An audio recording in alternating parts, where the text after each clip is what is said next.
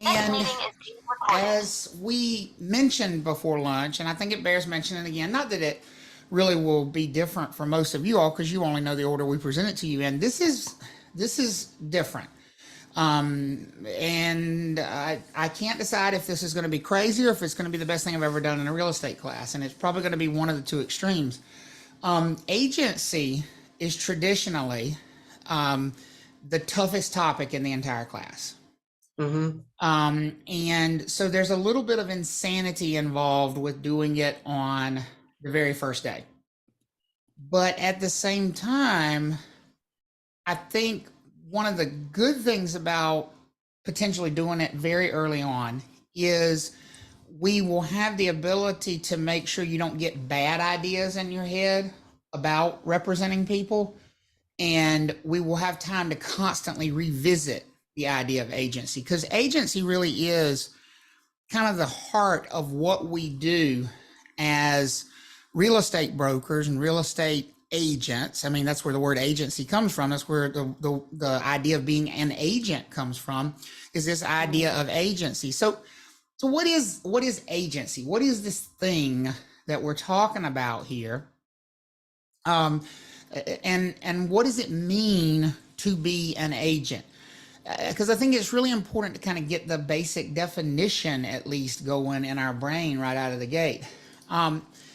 Agency is, and Addison said, should we print the textbook? I really don't think it's necessary to print the textbook, quite honestly.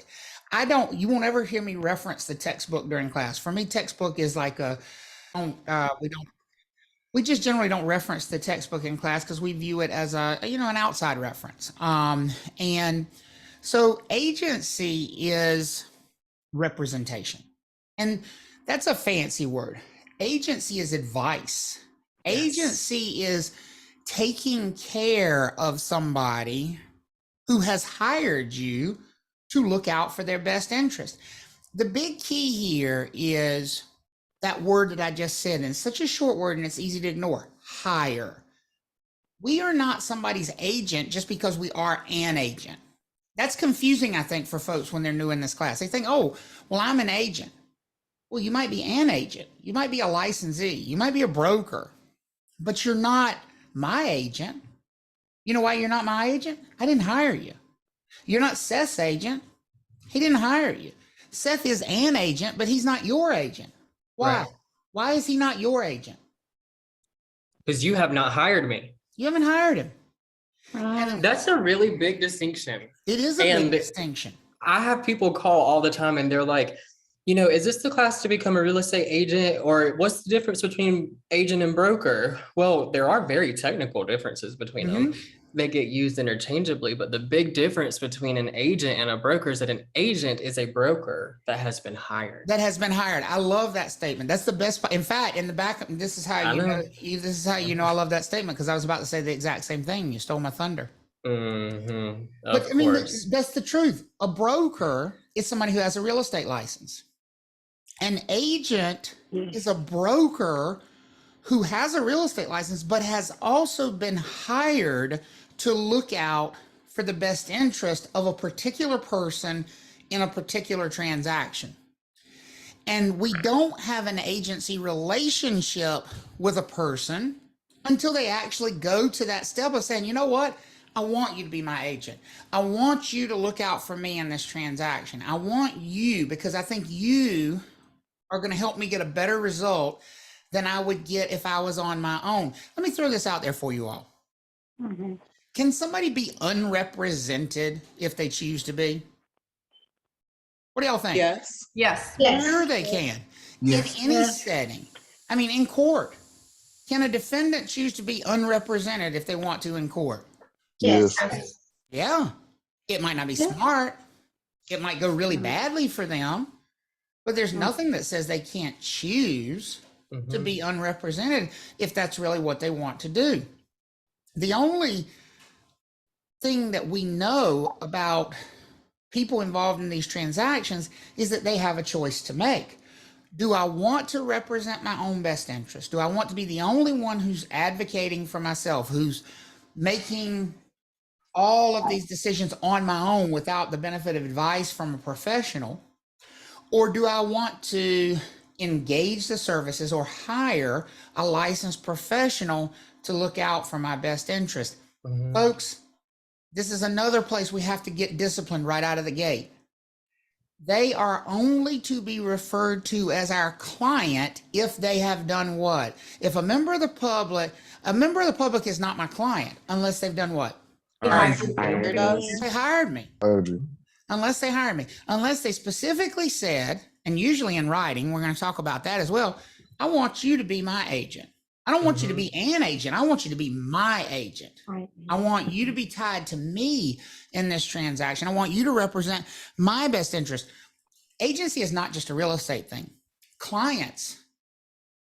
Where else do we hear that word client? With what other group of professionals? Attorneys. Lawyers. Alice? And agency works exactly the same way in the legal profession that it works in our profession. Right.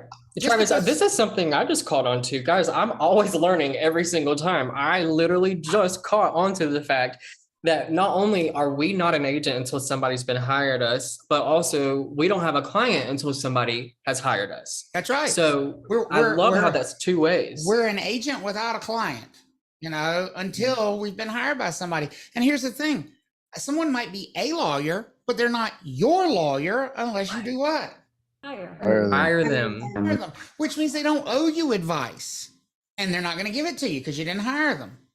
Now, Which I don't means- want anybody to think that you're going to go around and have to critique people and say, okay, but nobody's hired you, so you're not an agent, you're a broker. Nobody goes around doing that, but it is those little technical things that let you know that A, you're getting the information and understanding it, and two, you're just going to be a competent agent. And exactly, remember, we're presenting this from a test taker's standpoint where the verbiage is super important, right? And so you have to learn to pay attention to words like that. If they use the word client on a test, they're not generically using it. What do they mean has happened? Hired. You've been hired. We've been hired. We've been hired. That's First what the word client. touchdown. Absolutely. I don't even know what those are. Seth is not I'm a sports joking. ball. He's not a sports ball fan. I know what that is, but I'm not one of those. But seriously, Travis is so right on that. When they say client, they are not throwing that term around for shits and giggles. Excuse my French. Speaking of sports, Seth, see, yeah, lead you into a sports analogy. Agency also exists in a lot of other areas. Anytime you have a group of non-professionals who brings in a licensed professional to look out for their best interest, to give them advice. Now, here's the thing, and this is why I like the coaching analogy. Do the coaches actually play the game, folks? No. The coaches are not going to be the ones that win. The coaches are not going to be the ones that lose. The coaches are not going to be the ones on the court. But do they play a major role in the outcome, even though they're not the ones doing the thing? Yes. Yes. Because they're the professional. They're the one who's been brought in specifically to put the players in the right places and make the right moves to get the best possible outcome. Hubert's not going to shoot a basket. Ratface is not going to take a charge, flop. He's certainly going to coach his players to do that, right? That's agency as well. Agency is anytime you bring in a licensed professional and say, you know what? We want to hire you for your services to look out for our best interest. Not everybody else's, only ours. That's when that client relationship is born. And here's the truth. Sometimes agents give really good advice and things work out really well for their clients. Sometimes they give really bad. Sometimes it's really bad advice. But speaking of, there's probably some people in here who probably have had a bad experience with an agent. And they were like, well, if this person can do it, I can surely do it. That's exactly what we're trying to get at here, though. Not every agent is going to be one that is going to be competent and knowledgeable. And not only that, is every client going to follow the advice that their agent gives them at any particular juncture? No. No. Just because we give them the best possible advice doesn't mean they have to execute. They have to do those things because ultimately they are the ones involved in the transactions.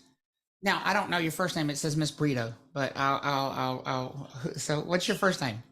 Christina. Christina, what's up? Hey, yes. So about what he said, I did have an experience with the broker that I was working. So I just bought a house. And yeah, so I asked her a lot of questions, with the process and stuff. And I asked her if where I was, it was a flooded area, like if this got flooded here. She said no, and it is not, but there is a problem in this area that we do get flood a lot because of the city. And it's something that is a no issue. Like they know that this is happening here. It's been happening for a very long time. And she is from this town. So I don't know if she hid that information from me. So I'm kind of like, that's why I kind of want to learn and see if that's something that she can actually get. So let me ask you a question then, Christina. Was this your agent or was this just an agent? No, she was my agent. Yeah. She's your agent who you hired. Yes. So whether she knew it or not, is it fair to say she should have known it? And the reason you hired her was to get exactly that sort of advice. Yes. Yep. Is that a fair statement, y'all? What do you think? 100%. Yes. I mean, isn't that why we hire agents in the first place, to keep us from making those mistakes? Yeah. OLDCAR. That's what agency is about. And here's the thing, folks, and you're not going to like this when you're licensed. Not knowing is not an excuse. You are the expert. Yeah. You're the licensed professional. Yep. What is the reason they bring us into the transaction in the first place? To protect them from those mistakes. Does that make sense for everybody? To find out. Yes. Yeah. So Christina, I threw a link in the chat for you. I think you might appreciate it. You can. Yes, I've been doing, because this is my second time taking this class. The first time I was actually in the middle of buying the house. So there were so many things going on that I did not have my head for this class. So I felt. Yeah. But I also find out when we went to put the offer that I say yes to her on the offer, I find out that it was a dual agency, which she never told me. And so we'll have to talk about that. We'll get into that. I think she did hide a lot of information. That adds a lot of complications. But again, it still doesn't change the very basic function of agency. And this is where we have to rein our brain in, because we're not here to look at specific situations, but we appreciate you sharing them. What we're here to look at is, what is the basic function of an agent? To protect who? Their client. Our babies. Who hires them? Right? The client. The client, to protect the one who hires them. And so licensees or brokers, however we want to refer to them, we could refer to them as brokers in this state. In other states, by the way, they might call them salespersons, but the licensee is sort of the generic terminology. A licensee is simply someone who has a license. An agent is somebody who has a license and has been hired to look after the best interest. I'm a licensee right now. I'm none of your agent because you haven't hired me. That could change. If one of you reached out to me and said, I'm interested in purchasing a property and I'd love your representation, could we change that relationship and now I become your agent? Yes. Yes. Absolutely. And at that moment, I would start to owe you that protection and that advice. I don't owe you anything now as far as protection and advice goes, because you're not my what? Client. You're not my client. You're not my client. So remember, it's important to remind yourself, especially as we start to talk about agency, it's important to remind yourself that not everybody's going to want representation. There is no universal truth here that every single buyer or every single seller or every single landlord or every single tenant is going to desire representation. We've seen these people out in the real world. How many of you have seen a for sale by owner home, a FSBO? How many of you have seen that? Yes. Many. Yeah. Right? That's a seller who has decided that they would rather sell their property without the benefit of having representation. Now, there may be a lot of reasons they make that choice. What's the most obvious reason they probably made that choice? Money. Right, monetary reasons. Compensation. Because when you hire us, they want to save the money. That's exactly right, Stephen. They want to save the money. I mean, when you hire us, you got to pay us. That's just kind of how it works. And so they may not have decided on the best reasons, but whatever the reasons were, they decided they didn't want to be represented. Can buyers make the same decision, folks? Yes. Yes. Sure they can. Any of you ever bought a home or been interested in a home and gone to a model home, a new construction model home? Any of Yes. you ever done that? Those are so fun. If you do that, folks, and you don't bring an agent that you've hired to look out for your best interest, you're going into that transaction unrepresented. Does that make sense for everybody? Yep. But here's what you need to understand. Just because the buyer has chosen to be unrepresented, does that necessarily mean that the seller will also be unrepresented? No. No. No. No, the seller had a separate choice. It's just like court. If I choose to represent myself in court, that doesn't mean there's not going to be an attorney working against me when we get there, because that's up to the other side. Right. And our agency works exactly the same way. Now, I want to talk about just real quickly some differences in terminology that you might see on the test. Because you're taking a national exam, yes, there's going to be a state specific section, but the 100-question big chunk of the exam is a national section. They mix up a lot of terminology from other states that we don't necessarily use here. We don't use the terminology salesperson here. Right. We refer to everybody as a broker. The reason for that is, and we're going to talk about this as we go through the class, is that we basically require you to continue taking classes even after you're licensed. When you're first licensed in North Carolina, you sort of got training wheels on your license. We call you a provisional broker. And a provisional broker can only operate while being supervised by somebody who's not provisional. Right. Once you get to the point of being not provisional, you can usually supervise yourself. And then we just refer to you as a broker at that point in time versus a provisional broker. Some other states allow you to stay in that training wheel phase forever. We don't let you stay in the training wheel phase forever. And we're going to talk about the specifics later on of how long you have to take the training wheels off. But if in Virginia, for example, you can get your real estate license in Virginia and keep the training wheels on forever. States that do it that way, they refer to people who keep the training wheels on as salespersons. A salesperson cannot operate independently. Who do you think they would need to be supervised by in Virginia? Bit. A broker. A broker. Somebody who is able to operate on their own, a broker. So for your references, the word broker simply means somebody who can operate without supervision. Provisional broker and salesperson is how we refer to people that must be supervised. Is everybody okay with that? I'm going to say it one more time just to make sure. The word broker is used to refer to somebody who can operate generally without supervision. The words salesperson or provisional broker, which is our terminology in North Carolina, that's the training wheel version. You can do real estate. You can represent people. You can be someone's agent, but only if you have who agreeing to supervise what you're doing. A broker. A broker. In charge. A broker, which might be called a broker in charge. That's specific language for here in North Carolina. But you just need to understand the word broker means supervision not required, right? Provisional broker or salesperson means what? What do y'all think? Need supervision. Supervision required. Provisional broker. Supervision required. So if you see somebody as a salesperson, that means they can't operate. They can't represent people unless they're what? Supervised. If you see provisional broker, what does that mean? Not supervised. Provisional broker. Supervised. Supervised. Salesperson. Training. So is the salesperson, is it fair then to say that a salesperson and a provisional broker are the exact same thing? Yes. Yes. It's just different terminology for the same thing. Whereas a broker is someone who can operate without supervision. Seth is a broker. I am a broker. What that means is that Seth has a choice of whether to be supervised or not. It doesn't mean he has to work unsupervised. Can he still choose to be supervised even as a broker if he wants to be? Yes. Yes. Does he have the option of choosing to be unsupervised? Yes.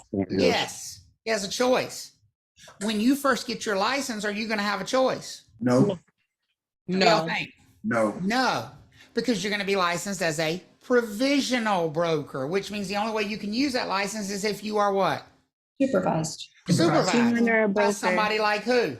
A broker. A broker. Like Okay. me or like Seth, someone who's a broker, someone who's capable of supervising you. Does that make sense for everybody? Yes. Yes. Okay.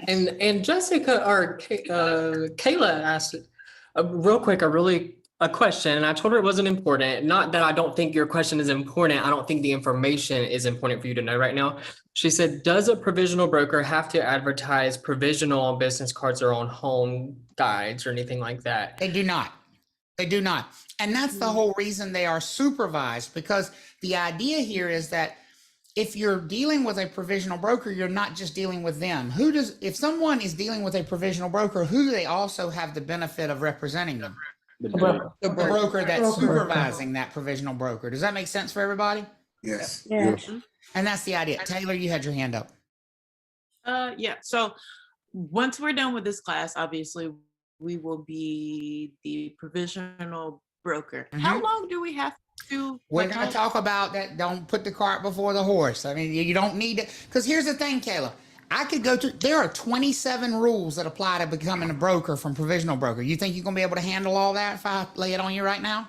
Absolutely not. No. And so it's a great question. And I'm super glad that you're curious about it. But I just want to say there's a reason I'm holding that back, because I just want you to get comfortable with the idea of supervised versus not needing supervision. And then later on down the road, we'll talk about, okay, how do you make that transition? How do I make that jump from provisional broker? Because we will. It's coming.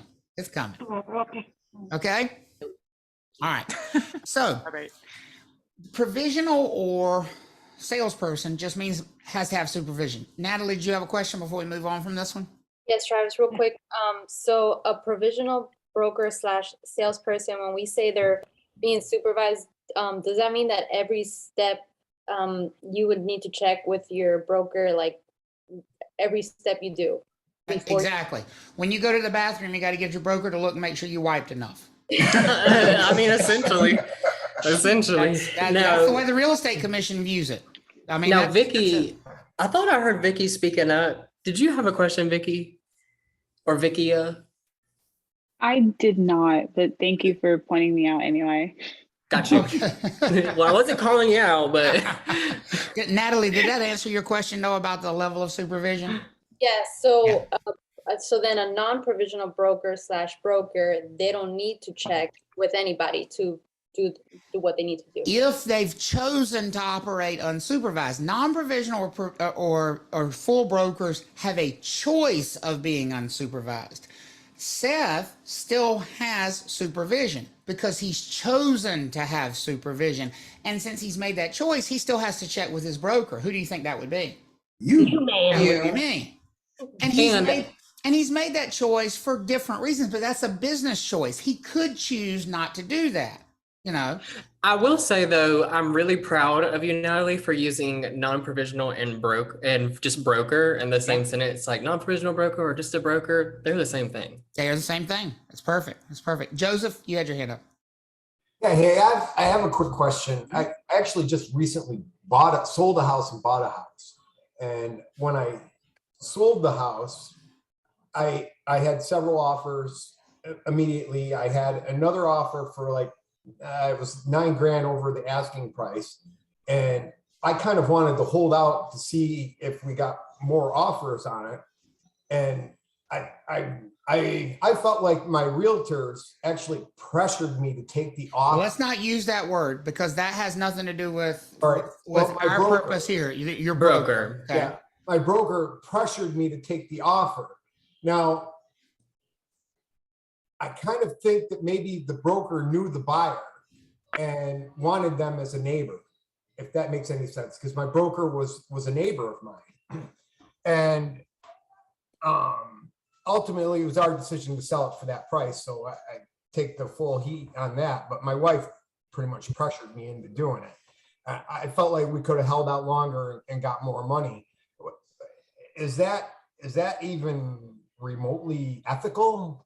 Well, ethics is not a word we use in this class because you can read all of licensed law in North Carolina and ethics does not enter into it. It's not an ethical business. It's not meant to be an ethical business. What it's meant to be is a protective business. But what I'm saying is, I don't know. I mean, yeah, I got $9,000 over, asking, but was I really being protected? Well, that's a question you have to answer as the client. Do you feel protected? It sounds to me like you don't. No, I don't. Then what I would say to you is that your agent maybe did not do their job, because the best interest of the client, and that's why I went ahead to this slide as you asked your question, Joseph, because it's a great question. I remember seeing his notes when they brought us over the house, and he's like, how do we get him to accept this deal? And I was like, this is just not acceptable. Well, now what I will say is sometimes what is in the client's best interest is not what's in their head, No, I'm not saying that's what you had. It really, and I'm not saying that's specific. It's hard to give a definitive answer, because what I'd want to look at is all the other factors that were going on. I don't know the situation. It's just like an attorney. Because sometimes no, go ahead. Sorry, I just want to refer back to what Travis said a minute ago about sometimes the client doesn't always follow. And Joseph, I'm not saying that's what's going on with you, but me being younger, I've had to overcome learning how to persuade a client for they have it, and I'm this person all day long. I have something in my head, and it's aside from the point. So maybe the broker had that on the piece of paper because they're like, I need to figure out how to get him to accept this because it's really good for him. It's really in their best interest. And but Joseph, to your question, that's exactly why the real estate commission exists. That's why the complaint process exists, because then it becomes the job of those 9 people that are sitting on that board to decide, if we were in that same broker's shoes, would this have been the advice we would have given? Is this the best advice that looked out for the client's best interest, given sort of the totality of the situation? Does that make sense about why we have that regulatory board? Absolutely. They'll investigate it for sure. And because that's their job. That's what they're there for, Janet, you had your hand up. Yeah, you had mentioned before Joseph's question about Seth having supervision. So he's a broker that chooses supervision. Mm-hmm. I could be in a firm and be a broker, like no longer provisional, and just choose that. But I'm still a broker and could do my own thing, but I'm just basically asking my BIC for support. Is that kind of? That is correct. You get to make a choice. When you're provisional or a salesperson, you don't get to make a choice. The real estate commission says you can't operate without direct supervision. When you become non-provisional, it doesn't mean you automatically operate without supervision. It means the real estate commission is going to ask you, Janet, how do you want to operate? Do you want to operate with the benefit of supervision, or do you want to operate independently and supervise yourself, essentially? And can you be part of a firm or brokerage and not have supervision, or by design? No, it's one or the other. There's no, it's sort of like, I had a really good friend in high school, and she was fun for, in a lot of ways, and she was funny in a lot of things she said. And unfortunately for her, she had the joy of telling her mother one time some bad news at this point in time. And she was beating around the bush, and her mom said, Victoria, are you pregnant? And she said, a little bit. There is no such thing as a little bit. And supervision is the same way. You either are supervised or you're not. It's true. The broker role just means you have a choice. Mm-hmm. And so essentially a broker who chooses to be supervised is exactly the same as a provisional broker. The only difference is the broker's choosing that route versus the provisional broker who has no choice. Does that help, Janet? Yeah, and if you choose not to, then you're not part of a firm unless it's your own firm. It's your own firm. It could be. But your even own then, company. you would be supervised, even if it was you. Right, you would be supervising yourself. And so, why would somebody like Seth make that choice? Well, maybe he decides the liability is much less for him if he has someone. Think about it. Right now, he has someone else to rely on for bouncing ideas off of. Am I doing the right things? If he decided to supervise himself, he's pretty much trapped in his own brain. Right? Well, it's really the only way I can work here too, but I'm kidding. But yes, good question. Yeah, it's a great question. It's just a choice. It's just a choice. So as we start to get through this, and this goes back to Joseph's question earlier, who's the boss? And I don't mean the broker in charge or client. The client. The client is the boss. Right. No matter what's going on in the transaction, the decision making always goes back to the client. And that was what Joseph's question basically was rooted in earlier, right? Was, did Joseph and his wife make the decision to accept that offer, or did the agent push it through so hard that it was ultimately the agent making the decision? See, that's not a good thing. If the agent is the one that's essentially driving the bus, they've overstepped their boundaries. Does that make sense for everybody? Yes. Right? Because the role of an agent is to advise. The role of an agent is to support, to advocate. It's the role of the client to make the decisions ultimately. Does that make sense for everybody? Yes. Okay. And so the client is the boss. When you're asked these questions on the test, you're really going to have to avoid making assumptions. Assumptions will kill you when it comes to agency. Like, as an example, Seth is showing homes to a buyer this afternoon. Okay. Who does he represent? This is so good. So good. The seller? A buyer. Whoever's hired. You don't know. No one. We have no idea. Yeah, no one right now. No, yeah. We have no earthly idea No because idea. I didn't say anything about what. Who hired Who him? hired, who he hired him? represents. He may It would not be a re- different story He may if, not be representing anybody. right.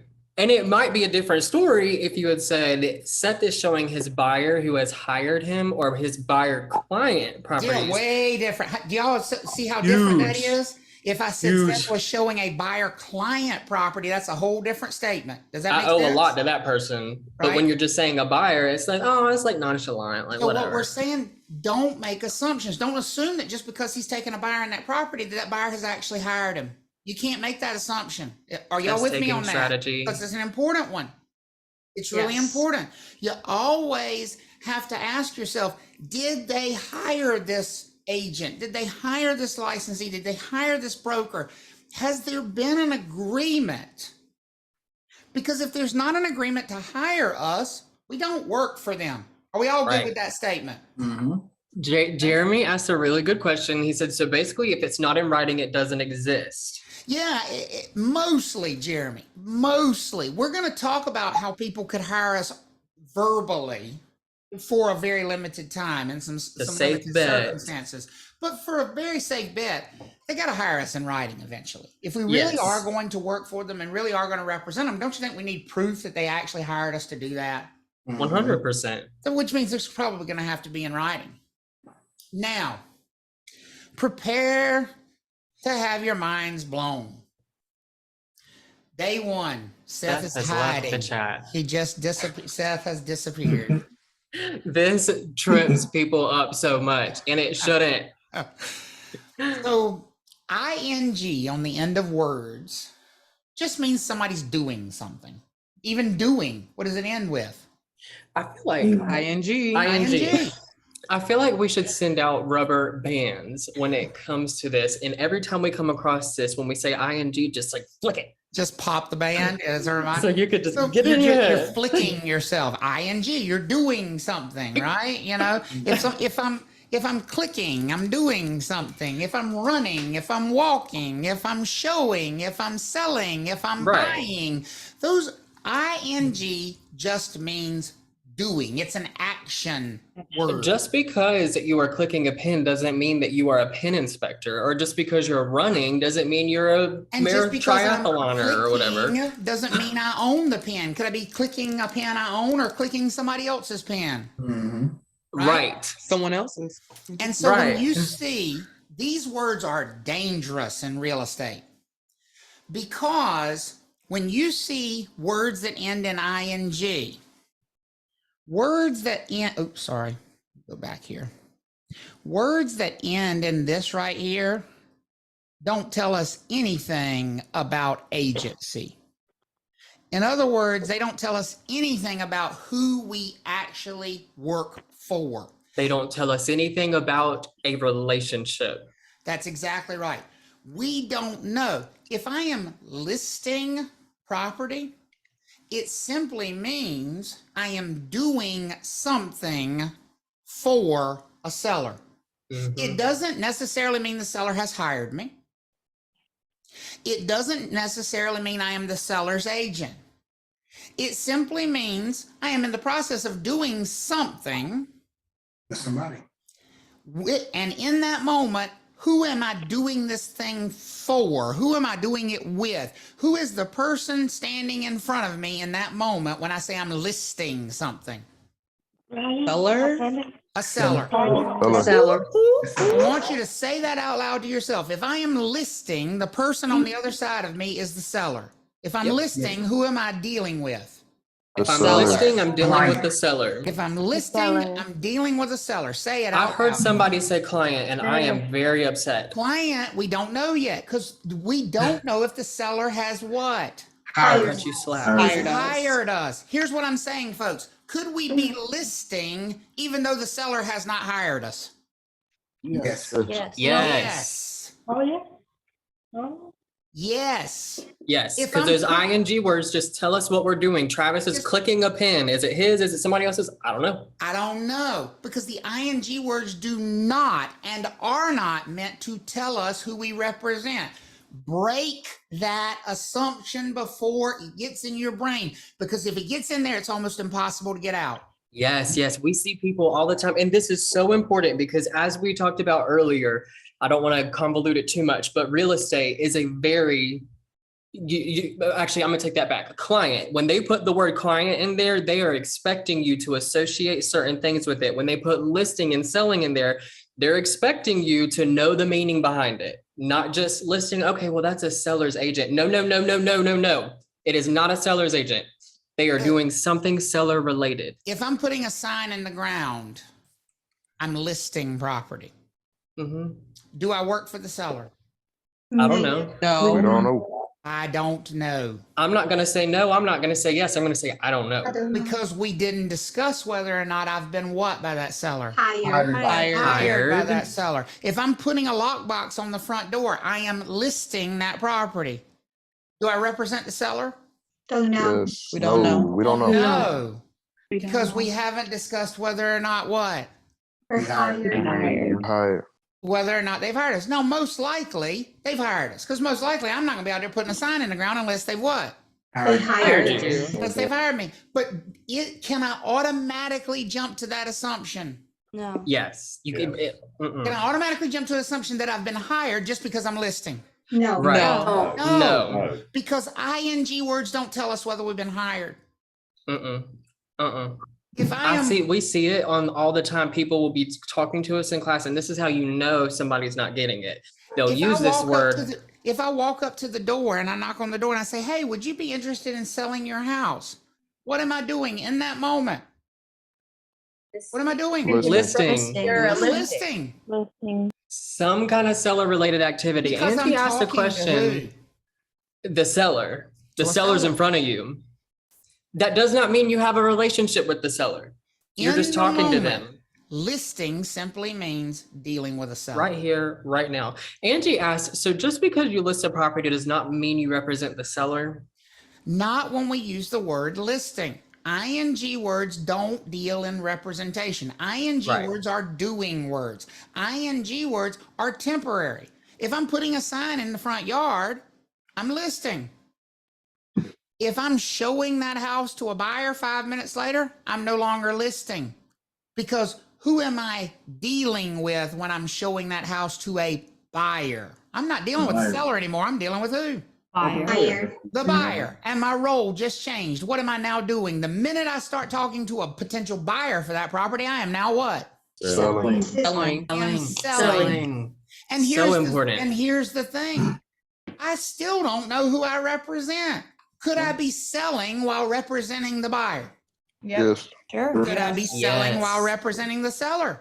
Yes. Yes. Yes, because they are two entirely different things. One Yes. is who I work for. The other Mhm. one is who I am dealing with in that moment.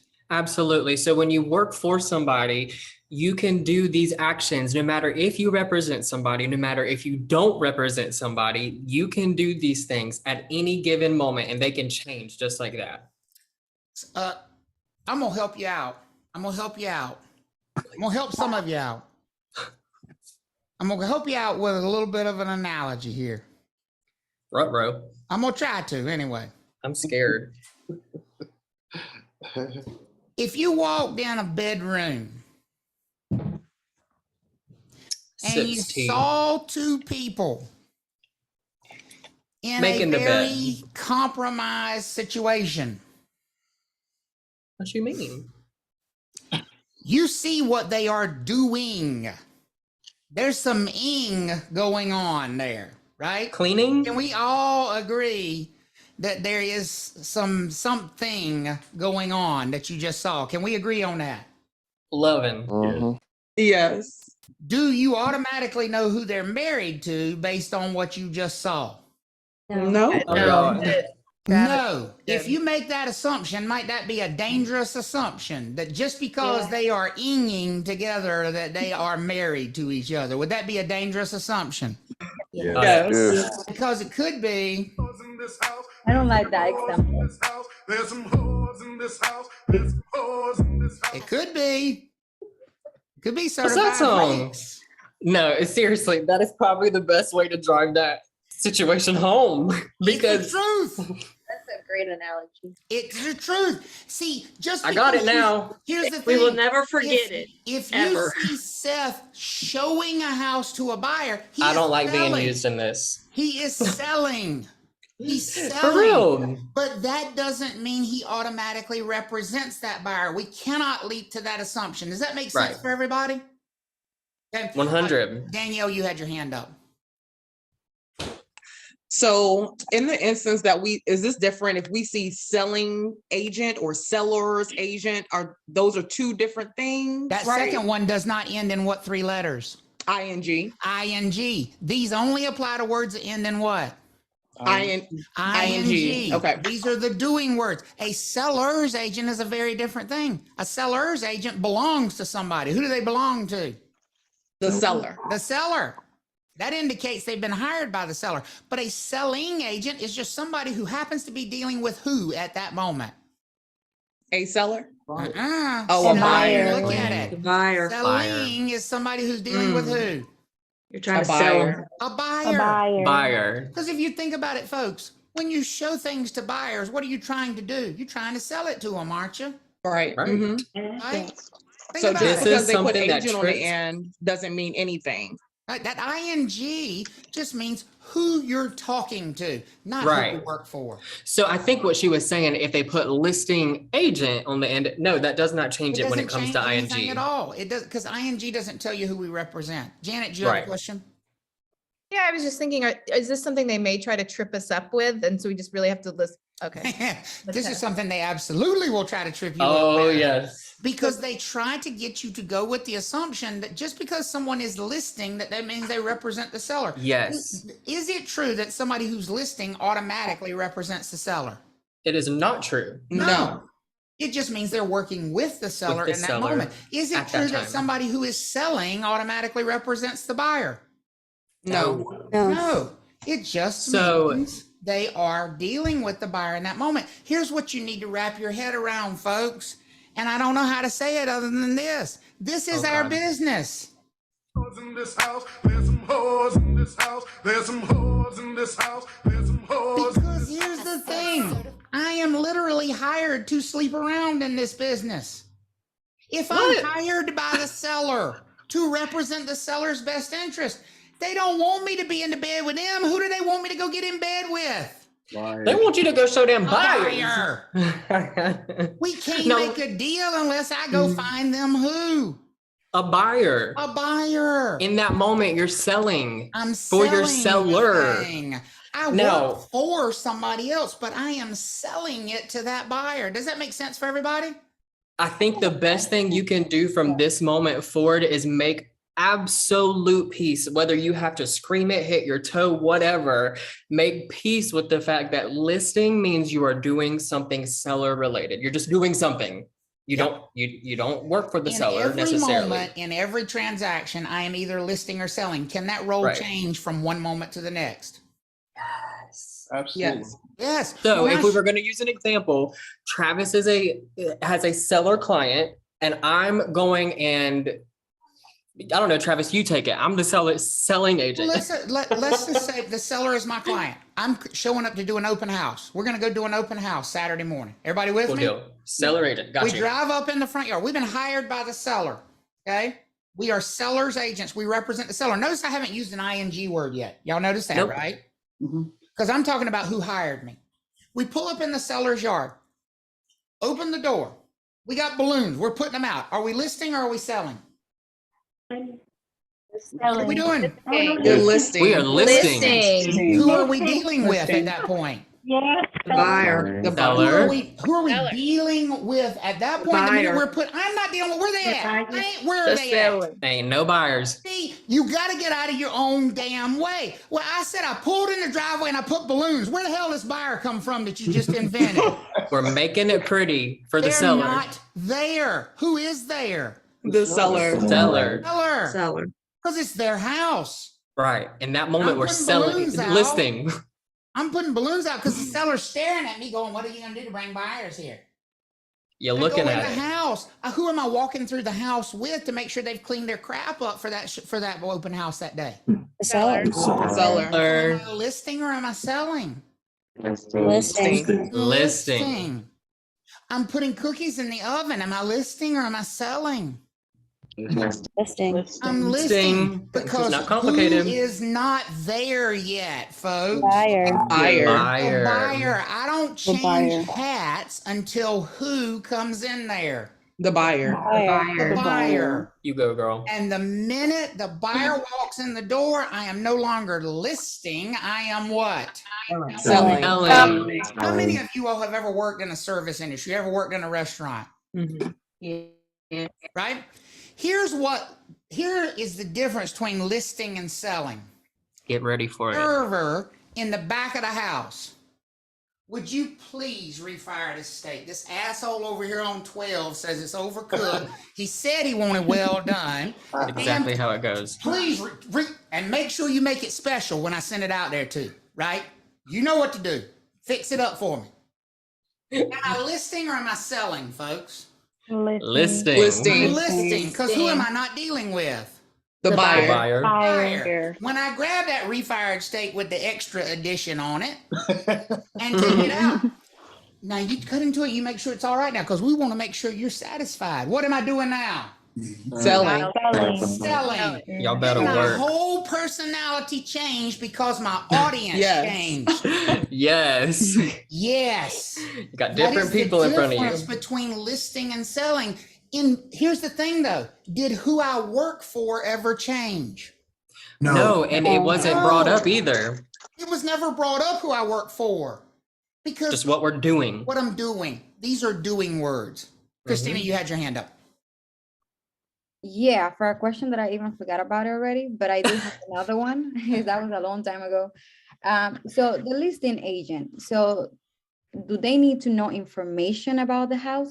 Like, the facts about the house? Like, 'cause I'm getting confused with that. Because Christina, you're asking a question that you can answer yourself. You are making this harder than it is. Who is the listing agent inevitably going to have to deal with to get a deal done? The seller. Seller and who? And the buyer agent? And the buyer. Forget buyer's agents. Okay. Stop making this overly complex. It's pretty damn hard to sell something if you don't have who come buy it. A buyer. A buyer. Buyer. So you just asked me, Christina, and I love you, but don't make this hard. You just asked me, am I going to have to know anything about the house to sell it? What do you think the answer is? Yes. Yes. Yeah, no, but I mean, Yes. of course, because you need to, put it on the listing. But See, I mean, of course was the answer I had too. That's why I'm wondering why you ask it, because it seems to no, me you're yes, making it but I harder mean, than it is.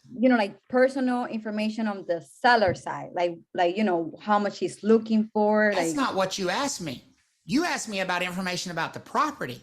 Information about a person is very different than information about a property. We're not talking about information about people right now. What are we talking about? The listing, Land. The house. listing, the property. Yes. Am I trying to? And we'll get there. Am I trying to sell this buyer a person, or am I trying to sell him a property? Well, I mean, Property. So that's what I should be giving them information on, correct? Selling's about the property. Don't make it harder. Because we're not talking about representation yet, folks. We are not talking about representation. We are simply talking about actions. Actions are not representation. If I am talking to the seller, what am I doing? What action word am I doing? Come on. Listening. Listing. I'm talking to a buyer. What action word am I doing? You're selling. Selling. If I am showing a buyer a property, what am I doing?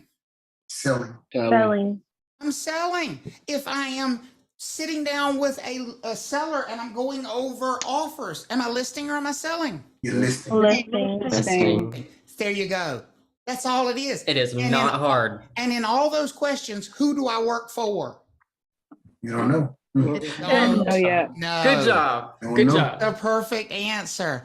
We don't know. And that's such an important thing. Did we get your question, Christine? I know you still have your hand up, but we'll get it down for you. Okay. Myra? Anytime that Travis ever yells or somebody, if we are not mad. Oh, no, we no, just no. know It's for making a point. It's punctuation. it's for you and everybody else. Because Yeah. I bet you everybody else had the same question. Yeah, for sure. Myra? Yeah. I don't know. This might be a dumb question, but so we're not getting paid for listing. Like we're not, because we haven't been hired. So we're just doing it just to do it. What a great point. We haven't been. Now, we don't know that we've been hired or not. We just don't know. These words don't tell us that. Have we most likely been hired? If I'm going to be listing the property, have I most likely been hired by somebody? Yes. Hopefully, Yes. so. Yeah, hopefully, but What if I'm not, then we're saying wasting our time. What I'm saying is, if not, you're wasting your time. That's exactly right. What I'm saying is, these words just don't give you that information. You got to grab it like how it's being presented. Don't read more into these words than they are, right? It will come together. Seth is showing a property to a buyer. Is he listing or selling? Listening. Selling. Selling. Oh, Now, selling. he's showing it to who? Buyer. A buyer.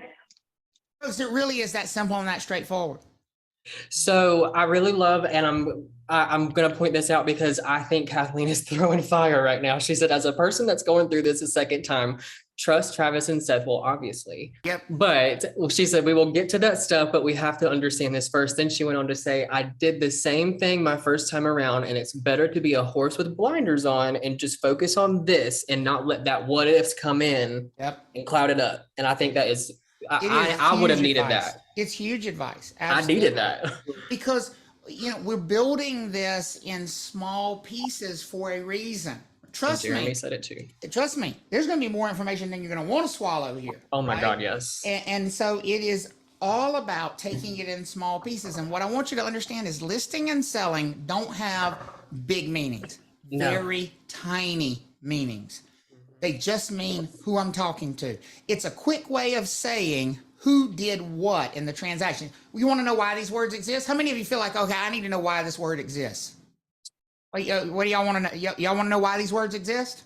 Yes. Because when it comes time for it to close and we're trying to figure out who to pay, we need to know who brought the seller to this transaction. And what are we going to label them as on the closing statement? They are the blank agent, the one who brought us the seller. Seller agent. Listing. Listing agent. ING words. Use these words. Listing agent. You're thinking right, Jordan, the but one we need to who brought do us listing. the buyer is going to be labeled the what on that closing statement? Selling. Agent. Does that tell us who they represented in the transaction? Yes. No. No. It just tells us who brought who. It just tells us who brought who. That's it. Now, Jeremy also, just to emphasize what you're saying, Travis, he said you're trying to get them to pay attention to words and statements because it's these that make all the difference. They do. Yes. They do. The selling agent, folks, is just the agent who brought who to the party? The buyer. The buyer. The buyer. Who do they represent? Who does the selling agent represent? We don't know. We don't know. See, that answer should free you. Yes. We don't know. It's Who okay you to gonna not tell me? know.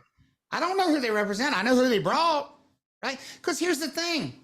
Think of the dating analogy again. Just because you see somebody out on a date at a restaurant, do you know they're married to that person? Nope. No, you just know they brought them to the restaurant. You don't. That's all you know. Anything else would be a what? An assumption. An assumption. And it could be a dangerous assumption, because if you walk up to somebody and go, oh, I've never met your wife, and that ain't his wife, that's gonna get I ugly just have real a scene from Bridesmaids in my head, and if you've ever seen Bridesmaids, you know what I'm talking about. They're at the wedding party. That's all I'm Right? gonna say. You can't make assumptions. All you know is what somebody's doing. Is everybody with me on that? Yes. Yes. So listing agents bring who to transactions? Buyer. Listing agents bring who? Sellers. Sellers. Sellers. Folks, it's staring you in the face. Listing agents bring who? Seller. Listing agents bring who? Seller. Sellers. You need to do that in front of the mirror like 50 times in a row. Say it out loud. Because let me tell you something. Not knowing these two words will fail you this entire course. That's how important these two words are. Mhm. They're there'll gonna be- throw this in there, and they'll lead you down a there'll route, be making you think. 25 questions that have these words in there, and if you got them confused, you'll miss them every single time. Absolutely. Right? So you have to be able to read this and pick up ing word. Selling agents brought who to the transaction? Buyer. Buyers. Is it possible to be the selling agent but work for the seller? Yes. Yes. Yes, because they are two different things. That's what you're doing. One is what you're doing, the other is who you're married to. So you could be married to the seller, but bring the buyer to the transaction. You could work for the seller, but bring the buyer to the transaction. Think We about don't it. care folks. who represents the buyer. We don't care. Think about it. See, you think that's, how many of you think that sounds weird? When would you be working for the seller, but bring the buyer? Yes. Folks, Me. if I hold an open house, what do you think I'm trying to do? Bring a buyer. I'm trying to bring a buyer, and most likely, who hired me? I'm there because who hired me? The seller. The seller. The seller hired me, right? They're getting it. I'm holding an open house, hoping that I can bring who to the party? Buyers. Buyer. You're hoping you get yourself into a selling situation. Exactly. That's why I'm there. How many of you feel like you're starting to get it a little bit with that terminology? Yes. Right? Yeah. Right? That We're terminology. not talking about commission yet. Right? But Joseph, you're right though, right? Here's the thing. If the commission's going to be split into two sides, one side for bringing the seller to the transaction and one side for bringing the buyer to the transaction, if I am the listing agent and the selling agent, how much am I going to get of the commission? Cool thing. 100%. All of it. 100. Yep. Here's the thing though. Does that mean I represent both of them? No. No. It just means I found both of them. Right. That's all. It just Travis did means- that on a house in Chapel Hill. I sure did. $900,000 house. I was hired by the seller, listed the property for the seller, hired by the seller, represented the seller, got a phone call from a buyer, called off my sign, wanted to see the property. Let me ask y'all a question. Am I going to go show it to that buyer who wants to see it? You are. Am I gonna go show it? Yeah. Yes. And I asked them, do you have an agent? You know what they said? No. No. Here's the thing. Ding, ding, ding. That's music to my ears.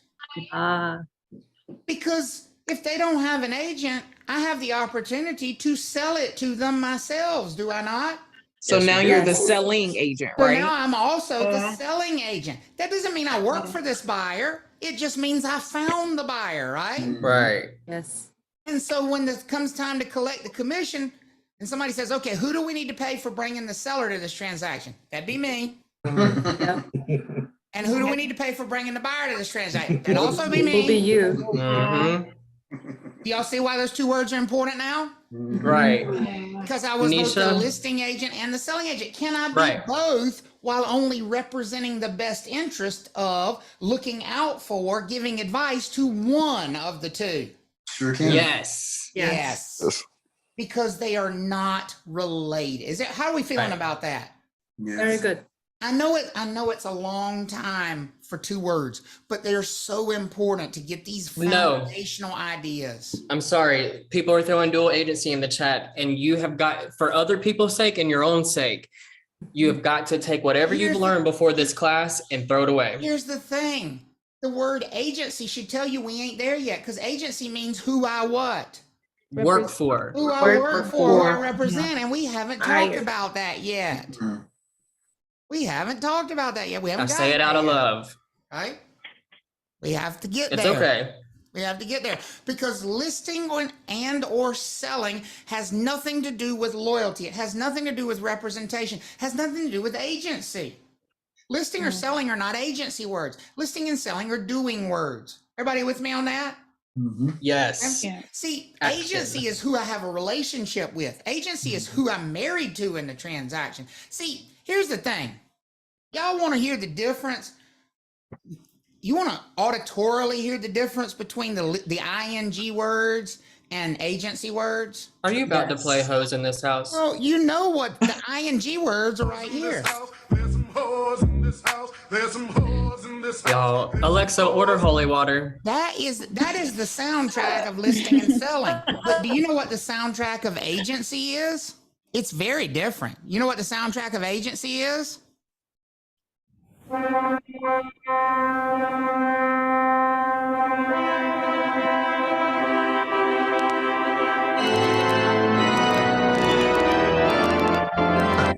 Every time I hear that, why do I think of the Shrek scene? That's of the them getting agency married. soundtrack. Because listen, you may not want to admit this, but folks, can you be doing things with people that you ain't married to? Yes. And that's exactly the way you better learn to think about agency. Agency is who you're married to. Them ing words got nothing to do with agency. Because you might be out on the slide. We don't know. Yasmin said now she gets it. I'm putting her in the waiting room just to calm down for a second. I'm just kidding. How are we feeling though? Seriously, because they are important terminologies, really important. We feeling all right? Mm-hmm. Okay, good. It's so simple. So let's see if we can apply these labels a little bit. It says, this is Jim, who's an on-site builder representative. He works for the builder who signed an agreement with Jim's office. He is an agent of the builder seller. Now notice. Wow. It says a couple different things here. He works for the builder. On-site builder representative. He is a representative. How more explicit can you be? He is the agent of the builder seller. Have they told us who he works for? Yes. Yes. Who does he work for? Seller. Seller. He is a seller's agent. Notice I did not use an ing word because now we're not talking about the hose in this house. We're talking about this one, right? Yeah. We're talking about who Jim is married to. Who's he married to in this transaction? Seller. He's supposed to be looking for the seller's best interest. Everybody okay with that? Yes. Okay. Now, here's what I want to know. In these pictures, Jim is showing off the property. He's showing that builder's home to buyers who are interested. Now remember, he works for the seller. He's been hired by the seller. Is he in these pictures functioning as the listing agent, or is he functioning as the selling agent in this moment in these pictures? Selling agent. Selling. I heard mostly selling, 2 listings I heard. Selling. Well, Those are buyers. Selling because it's buyers. sellers. There we go. Who Preach it. is he showing the property to, folks? Buyers. Who's he talking to, folks? Buyers. Therefore, he is what? Selling. Selling He is agent. the selling agent in this that picture. moment. I am not saying he is not also the listing agent, but who would he need to be talking to or dealing with for us to refer to him as the listing agent? The seller. Seller. With the seller. But in this picture, he is selling the property. Does that make sense to everybody? I promise it's as straightforward as that. Does that mean he represents these buyers? No, he's No. not the buyer. No. Very good. And so if you wanted to do it with soundtracks again, when we're talking about the seller, here's his soundtrack.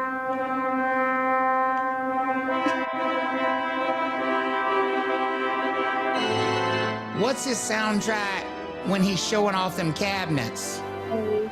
Some hoes in this house. There's some hoes in this house. There's some hoes in this house. You see the difference? Yeah. Because these people he doesn't owe anything to. Why does he tell them they need to upgraded countertops? Because it gets him more money. Because it gets his client more money. It And gives him. his client, the seller, more money. Does that make sense for everybody? Yes. Yes. Everything he's doing with these people, even though he's smiling at them, even though he's nice to them, even though they might think he's the most helpful man in the world, is he actually working for their best interest, or is he working with them? No. He's working for the seller. He's working for the seller's best interest. Does everybody see that, how it works that way now? Yes. I promise you that's the most inappropriate way you can teach selling and listing, but it works. Worse. It works. Shanar? So I have a question. In this picture, Jim, he is just showing the house. But if the buyer doesn't have an agent and they will hire the Jim as a Stop. What if a bullfrog had wings? He would not bump his ass hopping so much. Here's the thing, and here's why I say that. The if questions are really not helpful to you because that's a whole different situation.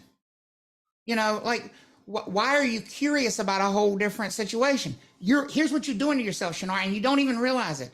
You're operating under the assumption that these buyers have to have an agent. Do they have to have an agent? No. No. Why would he offer them representation? What possible reason would he offer them representation? Why? To get more money. He's not going to get more money. He's already getting all of it. He's already gonna getting get all the money. Yeah. Because he's already produced both the seller and who? The buyer. And the buyer. Folks, we don't get paid for representation. We get paid for producing. Has he produced the seller in this transaction? yes. Yes. Has he produced the buyer? Yes. Yes. He's already got all the money. What in the world would he want to take on representation of the buyer for? Why does he want 2 clients when he can get all the money for representing 1? Now you want Double the work for same. Okay. I think I got the answer now. Thank you. See, you're in this zone where you feel like this buyer, as soon as I ask the buyer, do you have an agent? No. Well, can I represent you? No. Why would I want to do that? Same thing with like the court situation. You know, somebody can take themselves to court without an attorney. I mean, They don't have to have representation. why would you want? So let me go back to the server analogy. Let's say you're the Okay. server. Let's say you're the server at the restaurant. Who do you work for? You're the server at the restaurant. The restaurant. For the restaurant, right? Okay. Now you go out and you serve the meal. Are you expecting some compensation for selling that meal to the buyer? Yes. Yeah. Yeah. Expect to get paid by the restaurant. You also expect a tip, right? Yes. Yes. Yeah. So you're talking to the buyer, and you overhear them say, you know what, we really need to get the car washed. I don't have anybody. The car is a mess. And you just go, well, I can also wash your car for you since you're already paying me a tip. Would you want to volunteer to do more work to get the same amount of money? No. Why would you want to go to work for somebody when you've already gotten all the money from them? Exactly. And that's why listing and selling have nothing to do with representation. Does that Right. help, Shanar, when I say it that way? Yes. Thank you. See, you got to break this association you have in your head that representation equals money. No, listing and selling equal money, and listing and selling have nothing to do with representation. Okay. It's a separate thing. We're going to get to it. Trust me. We spend much more time talking about representation than we do about the money. Much more time. Okay. Because representation much more complex. But if you don't get that, not just you, Shiner. I think it's Shanar, right? Yes, Shanar, Shanar I'm is so the correct sorry. word. That's fine. Shanar. Don't worry. I'll remember from now because now I'm embarrassed. Don't be embarrassed. if people don't associate that little small meaning, they'll mix it up with representation, and that is the opposite of what we want. Yes. We want you to have 2 far ends of the stick between just working with somebody and working for Yes, somebody. there's a difference between working with and working for.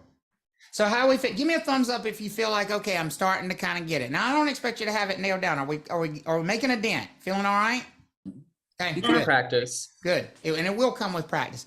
So let's do this. Let's take a break because, you know, we've yelled a little bit, which means you've seen. All righty. So we got some vocabulary that we need to talk about. I just looked down at my phone and I see a notification from Amazon. It says ALEXA has recommendations for Holy Walker from earlier. Well, at least you didn't say her name. The name that shall not be mentioned. A lot of times he'll say her name out loud in class, and then everybody in the class is like, "Oh my God, stop, Seth! Mine just went off." You know. Okay. All right. So let's talk about some agency vocabulary. Now, remember, words are important. When we shift into agency, are we ing words now, or are these going to be words that deal with relationships? Are these going to be words that deal with representation when we shift to agency? Representation. No more Cardi B, no more Megan. Exactly. We are not. I love them. We are not now talking about what we're doing. We're talking about now who we work for, who we have been hired by, who we're supposed to be loyal to and faithful to. That's what agency is all about. Listing and selling are not agency words. Listing and selling are doing words. You know, this is the who you're married to. Correct, Natalie. That's exactly right. That's what agency is. Y'all kind of see now why I wanted to put this at the front of the class so that we can continually revisit these ideas as we go back through. And so I'm hoping that's going to prove to be useful for you all. We'll have to see. But agency, as we said earlier, is, oh, hi, Jessica. Hello. That was scary. It was very scary. I thought we had like a psycho moment there. I didn't know what was going on. Get off TikTok. I'm used to me being the scary one. Agency is the relationship. It's the relationship that we only have when we have been hired. That is the moment when we stop referring to this person as some random that we just picked up, some rando that we picked up on the side of the road. What do we start to refer to them as once they've hired us? What is their title at that point in time? They are our what? Client. They are our client. They are not our client until that happens. And then agency is the relationship that is created with an agreement between a client and either an individual agent, an individual broker, or a firm. Right. Now, clients can choose to, if a broker is working by themselves as a sole proprietor, unsupervised, do you think the client can hire them directly? What do y'all think? What do y'all think? Yes. Yes. But if the broker has chosen to be supervised, has chosen to be part of a firm, part of an office, do you think you hire that broker directly, or do you think you have to hire them through their office? You have to hire their entire office to get their service. Entire office. To hire the office. So, for example, if you want Travis to be your agent as a seller, can you hire Travis Everette Broker, or do you have to hire Trav Talks LLC? Trav Talks LLC. If you want Seth Thomas to be your buyer's agent, do you hire Seth Thomas directly, or do you hire Trav Talks LLC? Trav Talks LLC. Trav Talks LLC, because we've both chosen to work for that office, and our clients have to follow that choice, right? They can't. We've basically said to the real estate commission, we don't work independently. We only work as part of this group. Does everybody see why that's an important choice that you have to make now? When you tell the real estate commission how you're going, whether you're going to be a sole proprietor, whether you're going to be part of a firm, you're basically telling the real estate commission, this is how clients are going to hire me. They're going to hire me either directly. This is how we do it. Exactly, Montel. They're either going to hire us directly, or they're going to hire us through our office. If we work for an office, they have to hire the entire office. Now, another word for client is this word principal. Our principal is the same thing as our client. This is the person whom hires us. This is the person to whom we owe those duties, that loyalty, who we owe our advice to, who we owe that, responsibility of looking out for their best interests. It just means the same thing as client. They're the boss. They're the ones ultimately making the decisions. They're the ones giving commands to the brokers, to the office, to the firm. They're the ones telling us what they want to do. We give advice, but ultimately, who's got to make the decisions, folks? The client. The client does. Unless we're in some very odd situation where the client has made a decision early on. I don't want to make the decisions. I want you to make the decisions for me, which is rare. We simply provide advice, and it's up to the client to make decisions in the transaction. Now, this is terminology that we have not yet covered, but is going to be important. We know clients are the people we work for. We need a name for other people. Like right now, I don't know what to call you people. I mean, I know you're my students, but you're not my clients. As far as the real estate commission goes, I need another name for you. And that name is customer. You are all my customers, because a customer is, simply put, anybody who is not our client. The customer is not always right in the real estate business. The customer is not the boss in the real estate business. We do not follow the instructions of customers. We do not give advice to customers. We are not loyal and faithful to customers. One way of saying this, which I actually think is really helpful, is to say it this way. Listen to me now, because I think this is going to help you. Everybody starts as a customer first. Yep. When I first meet somebody, they haven't hired me yet, so they're my what? Customer. They're my customer. No matter what the relationship eventually turns into, when we first meet, we are simply customer relationship. Is everybody okay with that? Yes. Yes. And Jessica, all customers are potential clients. And all customers are potential clients. Some of those customers will make the decision that they want to do what? Hire us. In other words, could I go show a buyer customer property this afternoon? Yes. Sure I could, but I wouldn't be working for them because they haven't hired me. Right. So going back to that example that you said earlier, you said Seth is showing a buyer property this afternoon. Well, you didn't say client, so I'm not going to assume whether that is my customer or my client, because we don't know yet. But Most 9 times likely out of 10, if they don't tell you, it's going to be your customer. And most likely it's customer, right? Because they haven't told us about a relationship. Does that make sense for everybody? Yes. Right? Yes. Everybody starts as customer, potential client. Only a very precious few will become clients. Here's the thing, and you need to, and this one was a big connection for me. Took me the longest time as a student to make this connection. Everybody else doesn't go away. They stay my customers. Right. So here's the thing.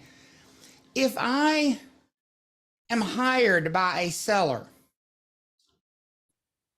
they started as my customers. Does everybody agree with that? When I first went and talked to the seller before we signed a listing agreement, before they hired my office, they were my customer. Does everybody agree with that statement? Yes. You're They decided, okay, you're pretty awesome. I want to hire you. So they hire me. They become my what now? Clients. Client. Here's the thing. All those buyers that I bring into their property, those are my what? Customers.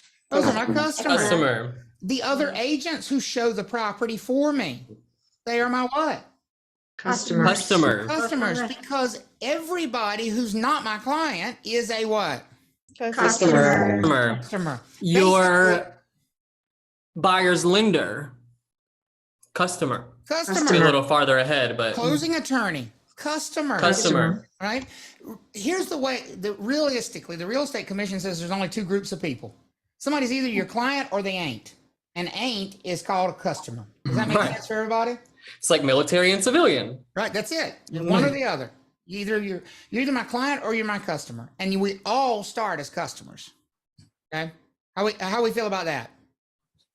Okay? Good. If somebody just private messaged me, it's a third party of the transaction. I think Yeah, it's that's perfect. a really fancy way to say it. A third party to the transaction would be a customer. Third party just means somebody outside of our relationship, right? You know, if I have a relationship to the seller, anybody that comes in and talks to us they're like a third wheel. Well, they're a customer. They're not in our little group. They're not in our little group to be a client. Now, in North Carolina and in most states, real estate licensees practice a type of brokerage. Brokerage is just the business of real estate as a profession. North Carolina and most other states practice a form of brokerage called fiduciary brokerage. Fiduciary brokerage is trust-based. Fiduciary brokerage is based on the idea that the licensee, the agent, will always give the advice that is best for who in the transaction? The client. The Client, right? The client. The licensee in a fiduciary relationship, which is what we use in real estate transactions in North Carolina, will always work for the best interest of their client, which means inevitably, and I know some people don't like to think of it this way, but you need to learn to think of it this way. If we are acting in the best interest of our clients, does that mean we're looking out for the best interest of customers? Nope. No.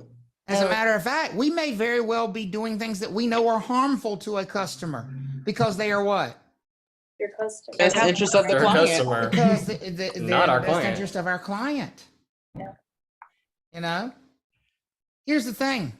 Are my answers going to be different to the same question based on whether I'm talking to a client or a customer in a fiduciary state? Nope. Yes. Yes. Oh, yeah. Wait, what was that? I'm sorry. Are my answers to the same question going to be very different whether I'm talking to a client or a customer in a fiduciary state? Yes. Yes. 100%. Let me show you a very simple question, real estate. Should I get an inspection if I'm buying a house? This is a simple question. Don't answer. Don't answer it yet because you don't know the most important thing. What's the most important thing to know before you answer that question? Is Who that am I working your talking to? Yeah, client? customer or client. client or a customer. Mm-hmm. Because that answer is going to be different. Is the person I'm talking to my client or my customer? Because if they are my buyer client, what's my answer? Yes. Hell yeah, you are. Absolutely, you should get an inspection done prior to purchasing this property because you need to know what you're getting yourself into. Is that a question? Absolutely.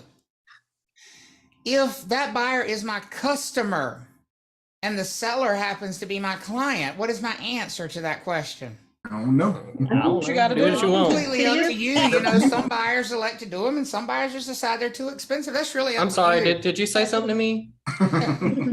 You notice how the answer changes based on my relationship, correct?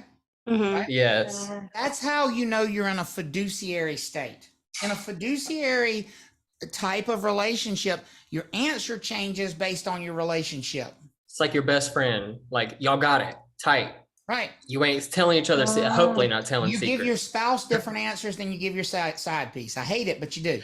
Damn. You just You know do. too much about that, Travis. I've worked that analogy to death already today, right? You know? But that's fiduciary brokerage. Now, some states, looking at you, Florida, practice transactional brokerage. Now, do not ever even think about doing this in North Carolina because you will not have a real estate license any longer. The only reason I saw your hand, Janet, I'll get you in just a second. The only reason we mentioned is because it might show up on a national section of a test. Transactional brokerage is a very different approach to real estate where everybody is your customer and nobody is your what? Client. What that means is that you don't have an obligation to do the right thing for any person in that transaction. Except yourself. You look out for the transaction. That's why it's called transactional brokerage. So your answer is going to be dictated based on what's best for the transaction. Whether that's good for a buyer or good for a seller really doesn't matter because neither the buyer nor the seller are your what? Client. Client. It's a customer relationship. We're not allowed to do this in North Carolina. Here's what I mean by that. In North Carolina, we're required to pick a team. We must represent one of the two parties in the transaction. We must be the fiduciary of either the buyer or the seller as a real estate broker in North Carolina to be involved in the transaction. Does that make sense for everybody? Yes. Yes. No, we're required to pick a side. Janet, do you have a question? Yeah, is it true that the commission is considering potentially transactional brokerage, or am I It making that has come up. I would not say it is true that they are considering it any more than they are considering other quite wild ideas that get mentioned from time to time in commission hearings. It has been brought up and discussed at commission hearings over the last couple of years, with Florida being an example of, well, hey, some states do it this way.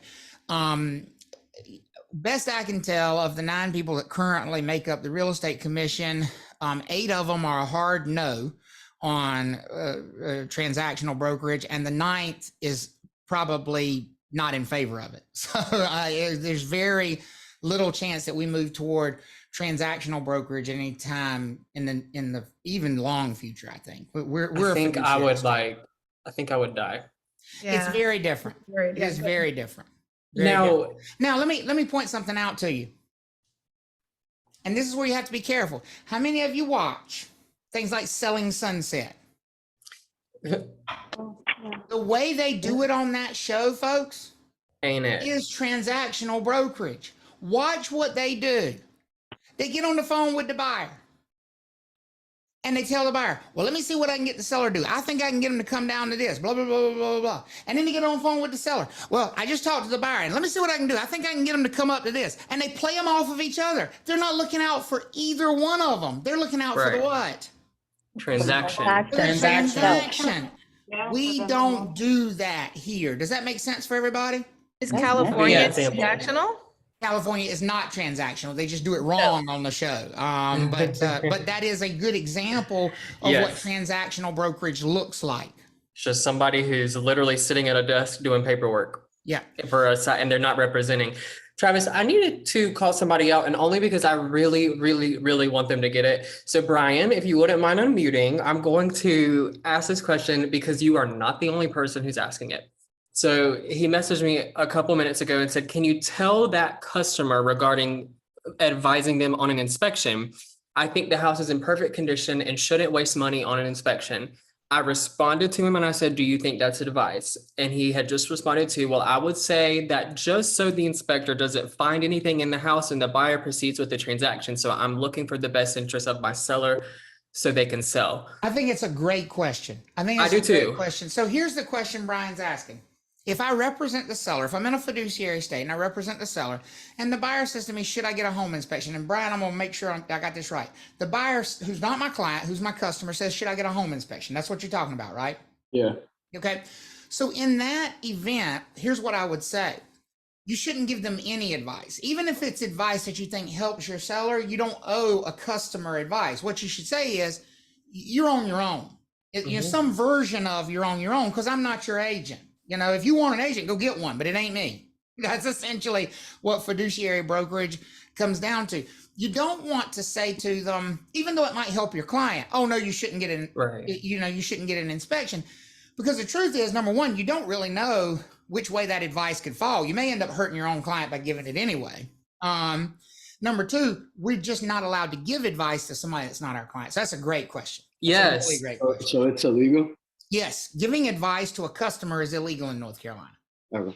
Yeah. So any statement that starts with, oh yeah, well, I think, and if I was you, I would, and I advise, all of those statements, those are all advice. And so that should only go to clients. Yes. Okay. Thank you. Good question, Brian. Really good question. Really good question. There you go, Danielle. Danielle said you better talk to your agent. Because I ain't it. And because I ain't it. It ain't me. That ain't me. Not my job. It wasn't me. I mean, think of it this way. Here's the thing. We laugh about that in real estate, but it's so obvious in other settings. Can you imagine somebody who walks into court without an attorney and they're taking a little bit of a recess and they get up and they walk over to the other table where there is an attorney who's working against them and go, do you think I should accept this plea bargain? The other attorney's gonna look at him and be like, oh, go talk to your attorney. Get out of my face. I don't work for you. You know? That's the way real estate works too. Yes. Amy, you had your hand up. Yeah, I just have a quick question to that. So I just recently bought the house that I'm in, right? And the agent that I started out with, she had said, like several occasions, she was like, well, I probably shouldn't say this, or I'm technically not allowed to say this, or this is illegal, but I'm going to tell you this. And I ended up dropping her. Yeah, that's a good sign. You need to drop them. Yeah. And I went with somebody else, and now my in-laws are trying to move down here and they want to use her. And I was like, I don't think that's a good idea. And they're not listening to me. So I'm like, I'm not really sure what you can give them my number. Well, do you do in Fayetteville? Because that's where we're at. Yes, I'm from there. Okay. Wait a minute. Does he do what in Fayetteville? You might need to be specific. I don't know. I mean, sell real estate. Sell real estate in Fayetteville. Don't talk about my side hustle. No, I'm kidding. I'm kidding. All right. So now that we understand the difference between fiduciary brokerage and transactional brokerage. Oh, Natalie has her hand raised, Travis. Oh, I'm sorry, Natalie. Go for it. Fine. I'm just don't understand transactional brokerage. Transactional brokerage is literally you don't have a dog in the fight. You only want to make sure the transaction closes. You're not giving advice to either person. You're not giving advice to the buyer. You're not giving advice to the seller. You're simply trying to make sure the transaction moves ahead. You don't care who gets the better deal because neither one of them is your client. You're only looking out for the transaction. So what confuses me is that to get paid, you need to have a client to get paid. So No, not in a transactional brokerage state. You don't. What did I say though? We're not a transactional brokerage state. You got to be familiar with it. And if you're in a state that practices transactional brokerage, you don't need a client to get paid because you don't have clients. You have only what? Customers. You have customers. If you guys could do an example of that, how that would work. What do you mean?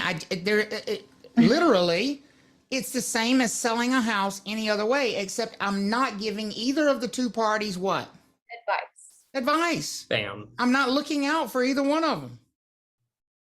When the seller hires me to list their home in a transactional state, they're hiring me to put their house on the market. They're hiring me to market their property, but they're not hiring me for my advice. Right. I'm not telling them I'm Natalie, going to try to get them the best deal. I'm telling them I'm going to try to find you a buyer. I'm not, and then when I find a buyer, I'm not telling the buyer I'm going to try to get you the best deal because neither one of you are my what? Client. My client. Right. It would be like Natalie being a transactional agent in Florida. Travis is the seller, Seth is the buyer. You're just kind of bidding us against each other. You're not. You're just a go-between. You're just the paper pusher. Right. You get paid for putting the two of us together. And in that, it would be illegal to give them advice in a transactional brokerage. Of course it would be illegal because if you give one of them advice, you're hurting the other. The whole point of transactional brokerage is not to give what? Advice. Not to give advice. That's so confusing, kind of. Why is it confusing? It's just weird. It's like, what's the point of an agent if they can't even? Well, now that's different. But that's not confusing. And that confusing is I don't understand it. Weird is I don't think it should work that way. I agree with you. It shouldn't work that way. And the good news is it doesn't work that way in North Carolina. Right? You just got to know it exists for your national. You just got to know it's out there in some states because they may mention it on the test. But in North Carolina, we're expressly forbidden from doing transactional brokerage. We have to have clients here. Yeah. Somebody has to hire us. Okay, so in Florida, there's no such thing as a client as a broker. I didn't say that. I was just throwing that out there. In Florida, you can practice either fiduciary brokerage or transactional brokerage, but that's not important for you to know. What you just need to know is that what transactional brokerage, are you trying to get a Florida license? If so, you're in the wrong class. No, it's that I'm from there, so I'm just like. And then go back there if you're worried about there. That's where I have to tell you, rein it in, right? Yes. It doesn't matter. I Just only accept. mentioned it to say there are states that practice transactional brokerage. We're just not one of them. Okay, thank you. Right. You just got to accept the concept. Yeah, that's exactly right. It's a conceptual thing. And really for us, it really is only a conceptual thing because we don't do it. You know, Now, what we do is agency, fiduciary agency. And that's where the terminology agent really comes from. An agent is not so much somebody with a license.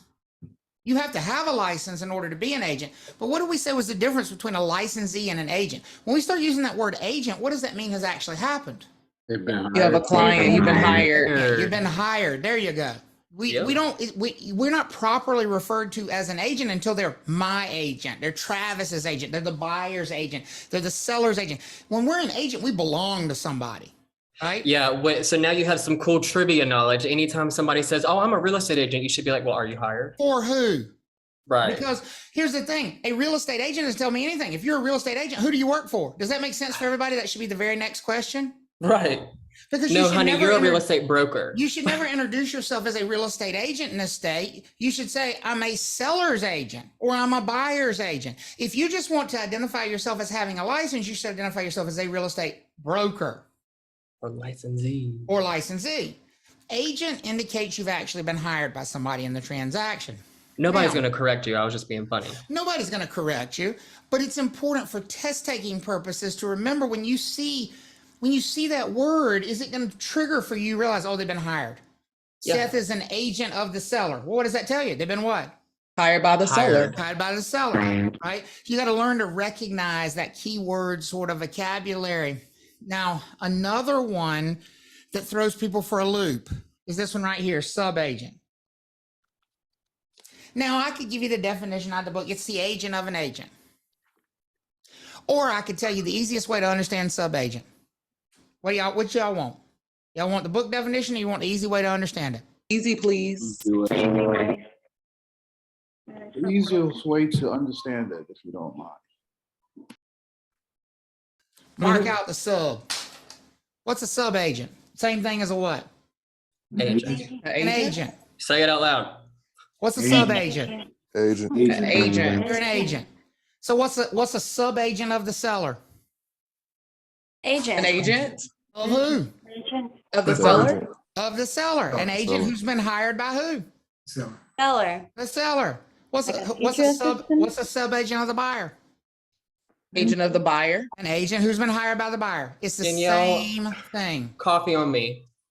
It's the same Coffee thing. on me. It's the difference between a contractor and a subcontractor. They both work on your house. At the end of the day, does it really matter whether you're talking to the contractor or the subcontractor? One's just the boss, but they both work on your house. Does that make sense for everybody? Mm-hmm. Right?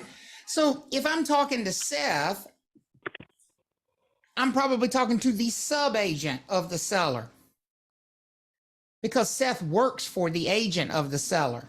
Mm-hmm. The agent It's of the just seller subcontracting. is Trav Talks. It's just subcontracting is all it is. If the seller hires Trav Talks is the seller's agent. Does that make sense for everybody? Mm-hmm. And everybody who works for Trav Talks is the seller's sub-agent. Right. But at the end of the day, that differentiation doesn't even matter because a sub-agent has exactly the same legal responsibilities as the agent that they work for. Right. Don't complicate it. Does that make sense for everybody? If it doesn't, let us know. So in other words, if the buyer hires Trav Talks to represent them in the transaction, The entity, the firm, the office, how many sub-agents work for that buyer? However many. However many people you have. Go, girl. Everybody in the office is a sub-agent of that buyer. Does that make sense for everybody? Yes. When you hire the agent, you hire everybody that works for the agent. We just refer to them as the sub-agents. That's all it is. How we feel? Good. Good? Natalie said a sub-agent firm. That's it. Well, no, sub-agent is going to be the people that work for the firm. The agent would be the firm. Right. How would they try to trick us in a test question? They're not going to try to trick you. They just put the verbiage out there and people trick themselves. People drive themselves crazy. I mean, they'll just put in the test. Seth is working as a sub-agent of the seller. All you're going to read it as is Seth is working as a what of the seller? Agent. An agent of the seller. So if we were looking at this as a progression, and Travis, I don't know what kind of time we're working with, but the agent is Trav Talks. That's the actual agent, the entity. But there's sub agents in that firm. You have Seth, Travis, Leslie, and Dee. Those are all the sub agents. But to hire any one of those sub agents, you got to go through Trav The Talks firm, first. through the office. So the office is the agent. That's it. The office is the agent, the people. So if you want to put that label here, this is the office and these are the people. You got to go through the office. What Ruh-roh. what if you're just by yourself? Then there is no, if the Business contractor you hire does all his own work and doesn't subcontract anything out, are there any subcontractors or is it just a contractor? Contract. Got it. Yep. So it would just be an agent, right? Right. If the sole proprietor working completely by themselves, there'd only be an agent and wouldn't be any sub agents. Right. It's as simple as that. Timothy, I think you know the answer to your question. Yeah, right. If you work for a firm, you're not an agent of the seller, you're a sub-agent of the seller because the seller didn't hire you directly. Who or what did the seller hire directly? Trav Talks, the firm. Right? Your whole Look, office. you've got to have a person who acts on behalf of that entity. But then the people who do the work for the office are the sub-agents of that buyer or seller. They're just another So agents are just brokers. Sub-agents are the brokers that work for the office hired by the buyer or the seller. Gotcha. But you don't need to be so literal. Vocabulary in this class is not about memorization nearly as much as it is about making associations. You don't need to differentiate it. When you see the word sub-agent of the buyer, sub-agent of the seller, what are you going to do? Agent. Agent of the buyer, agent of the seller. Because at the end of the day, it doesn't matter if you're talking about the firm or you're talking about Seth Thomas, the broker. If they both work for the seller, they have the exact same responsibilities. 3 minutes. Right. Everybody okay with that? Yes. Right? Travis, you would be, in your case, you're the agent and Seth is your sub-agent. That is not true. You don't hire me directly. You hire Trav Talks. I am a sub-agent just the same as Seth is. I work for Trav Talks just like Seth does. Travis and Seth are on the same level when it comes to that. Well, hold on now. Wait. I knew that was going to happen. But we're on the same shelf. That's it. Of the pyramid. That's it. Trav Talks is above us, the company. I work for the company just like he does. So the company is the agent. The company's the agent. That's exactly right. Yeah. Exactly right. Okay. So remember, we're setting up this differentiation for a big reason. We do not owe clients and customers the same level of responsibility. It is so important to differentiate customers from clients because when they become clients, we owe them so much more. Don't forget that. The relationship changes. It's like getting married. You know, if you're dating somebody, okay, you might owe them something, but you owe them a whole lot more if you do what? Marry them. And that relationship being formed when they shift from being a customer to a client brings in this set of duties, which we use the little mnemonic device, OLDCAR, to remember. These are the 6 duties that we owe to our clients. And real quick, maybe just to drive it home just really fast before we move on. So I have a couple people asking about the people in the office, like what are they considered? When you think Trav Talks, think of the company and all the people associated with. There's 4 people. There's got to be one person who steps up to the plate and acts as that agent. Yes, we're considered an agent, but technically we're a sub-agent. It's just an agent. It's just an agent of the client. If I go to eat lunch at McDonald's, and I hire McDonald's to represent me in my lunch extravaganza, is McDonald's my agent or my sub-agent? Agent. They're my agent. And then is the person in the kitchen my agent or my sub-agent? Sub-agent. Sub-agent. At the end of the day, it doesn't matter because they're both making my lunch. At McDonald's. Does that make sense for everybody? Yes. I hired the whole restaurant as my agent. Everybody working in the restaurant is my what? Sub-agent. Boom. I think we got it now. Okay. Now, once clients hire us, we bring in these 6 duties that are very specifically only owed to clients, not to customers. Now, some of these things just look like, oh, I would be this with everybody. I'm a loyal person. Anybody ever heard somebody say, I'm a loyal person, right? Mm-hmm. Let me tell you something. If you're a loyal person, you're not cut out for real estate. You're cut out for half of the business. Because the truth is, we don't owe everybody loyalty. We only owe it to who? Client. Clients. We are not loyal to Good customers. job, Jordan. Right? This list is exclusive to our clients. So we are going to continually ram that home that we're not treating clients the same as customers. For those of you paying attention, if we were ever treating clients the same as customers, what kind of brokerage would we be practicing? Whether we called it that or not, what would we actually be doing if we started Transactional brokerage. transactional brokerage? And we don't do that. Does everybody see the difference now? Yes. Right? Yep. We treat people differently. In fact, when at one point in my career, I started a firm that eventually had 125 licensees that I supervised. And they would come in my office and ask me questions about transactions. And my biggest pet peeve was somebody who would come in, flop down in a chair and start going, I got this transaction going on and the seller won't do this and the buyer wants this and blah, blah, blah, blah, blah. What should I do? And I would look at them and go, I have no freaking idea. Because what did they not start with, folks? The most important thing. Who's our client? They represent. Who is our client here? Is How my that'll answer work. not going to be different based on who we represent? Yes. What we should do, what we should advise, it all changes if I'm the seller's agent versus the buyer's agent. Everybody with me on that?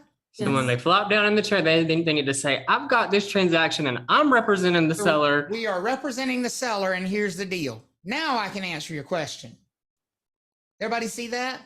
Mm-hmm. It's the most important piece in fiduciary brokerage. So let's talk about these duties that we only owe to clients. Obedience. He said duty. Obedience. What do you think obedience means? So, Me? what is it? The following lawful command. Following their Put me in the commands. spot. Following their commands. Doing what they tell us to do. In other words, because this goes back to Joseph's question from earlier, who's supposed to be making the decisions here, folks? The client. Client is. Even if we feel like what they want us to do is not in their best interest, we can advise them against it. We can strongly advise them against it. But ultimately, what do we do? What action do we take? What do they say? Whatever They the tell us client to do. wants.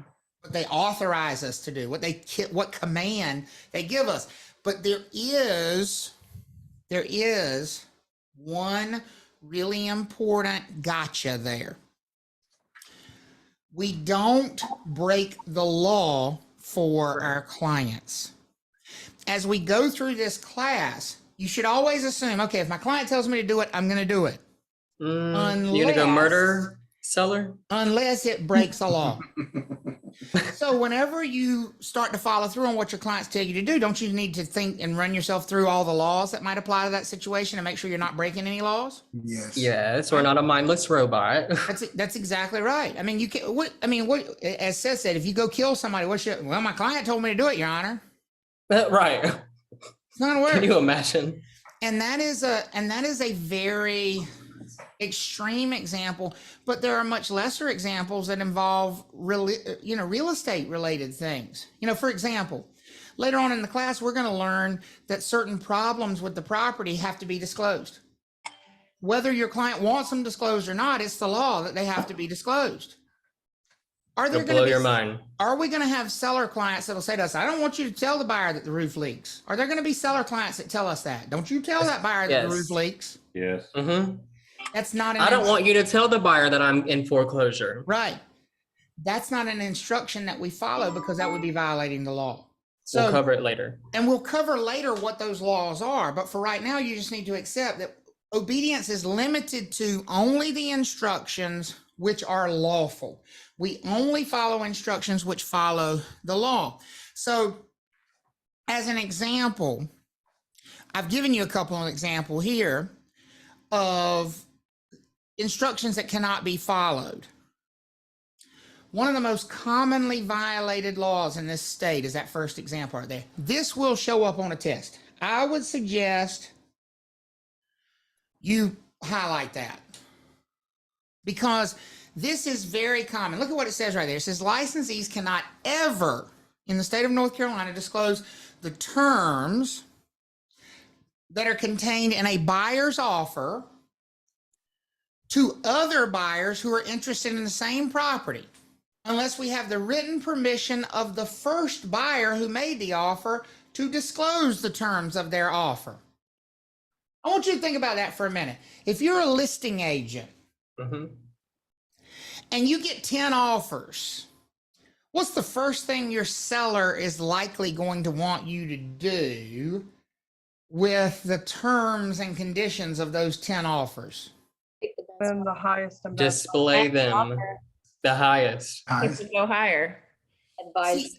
Tell people what the highest one is, so they'll hopefully what? Outbid it. Go higher. Go higher. How many of you think the seller's going to say, oh, well, we got 10 offers. That one's 380. Why don't you tell them other 9 buyers that we got 380 and see if they'll beat it? How many of you think every single seller ever born is going to tell you to do that?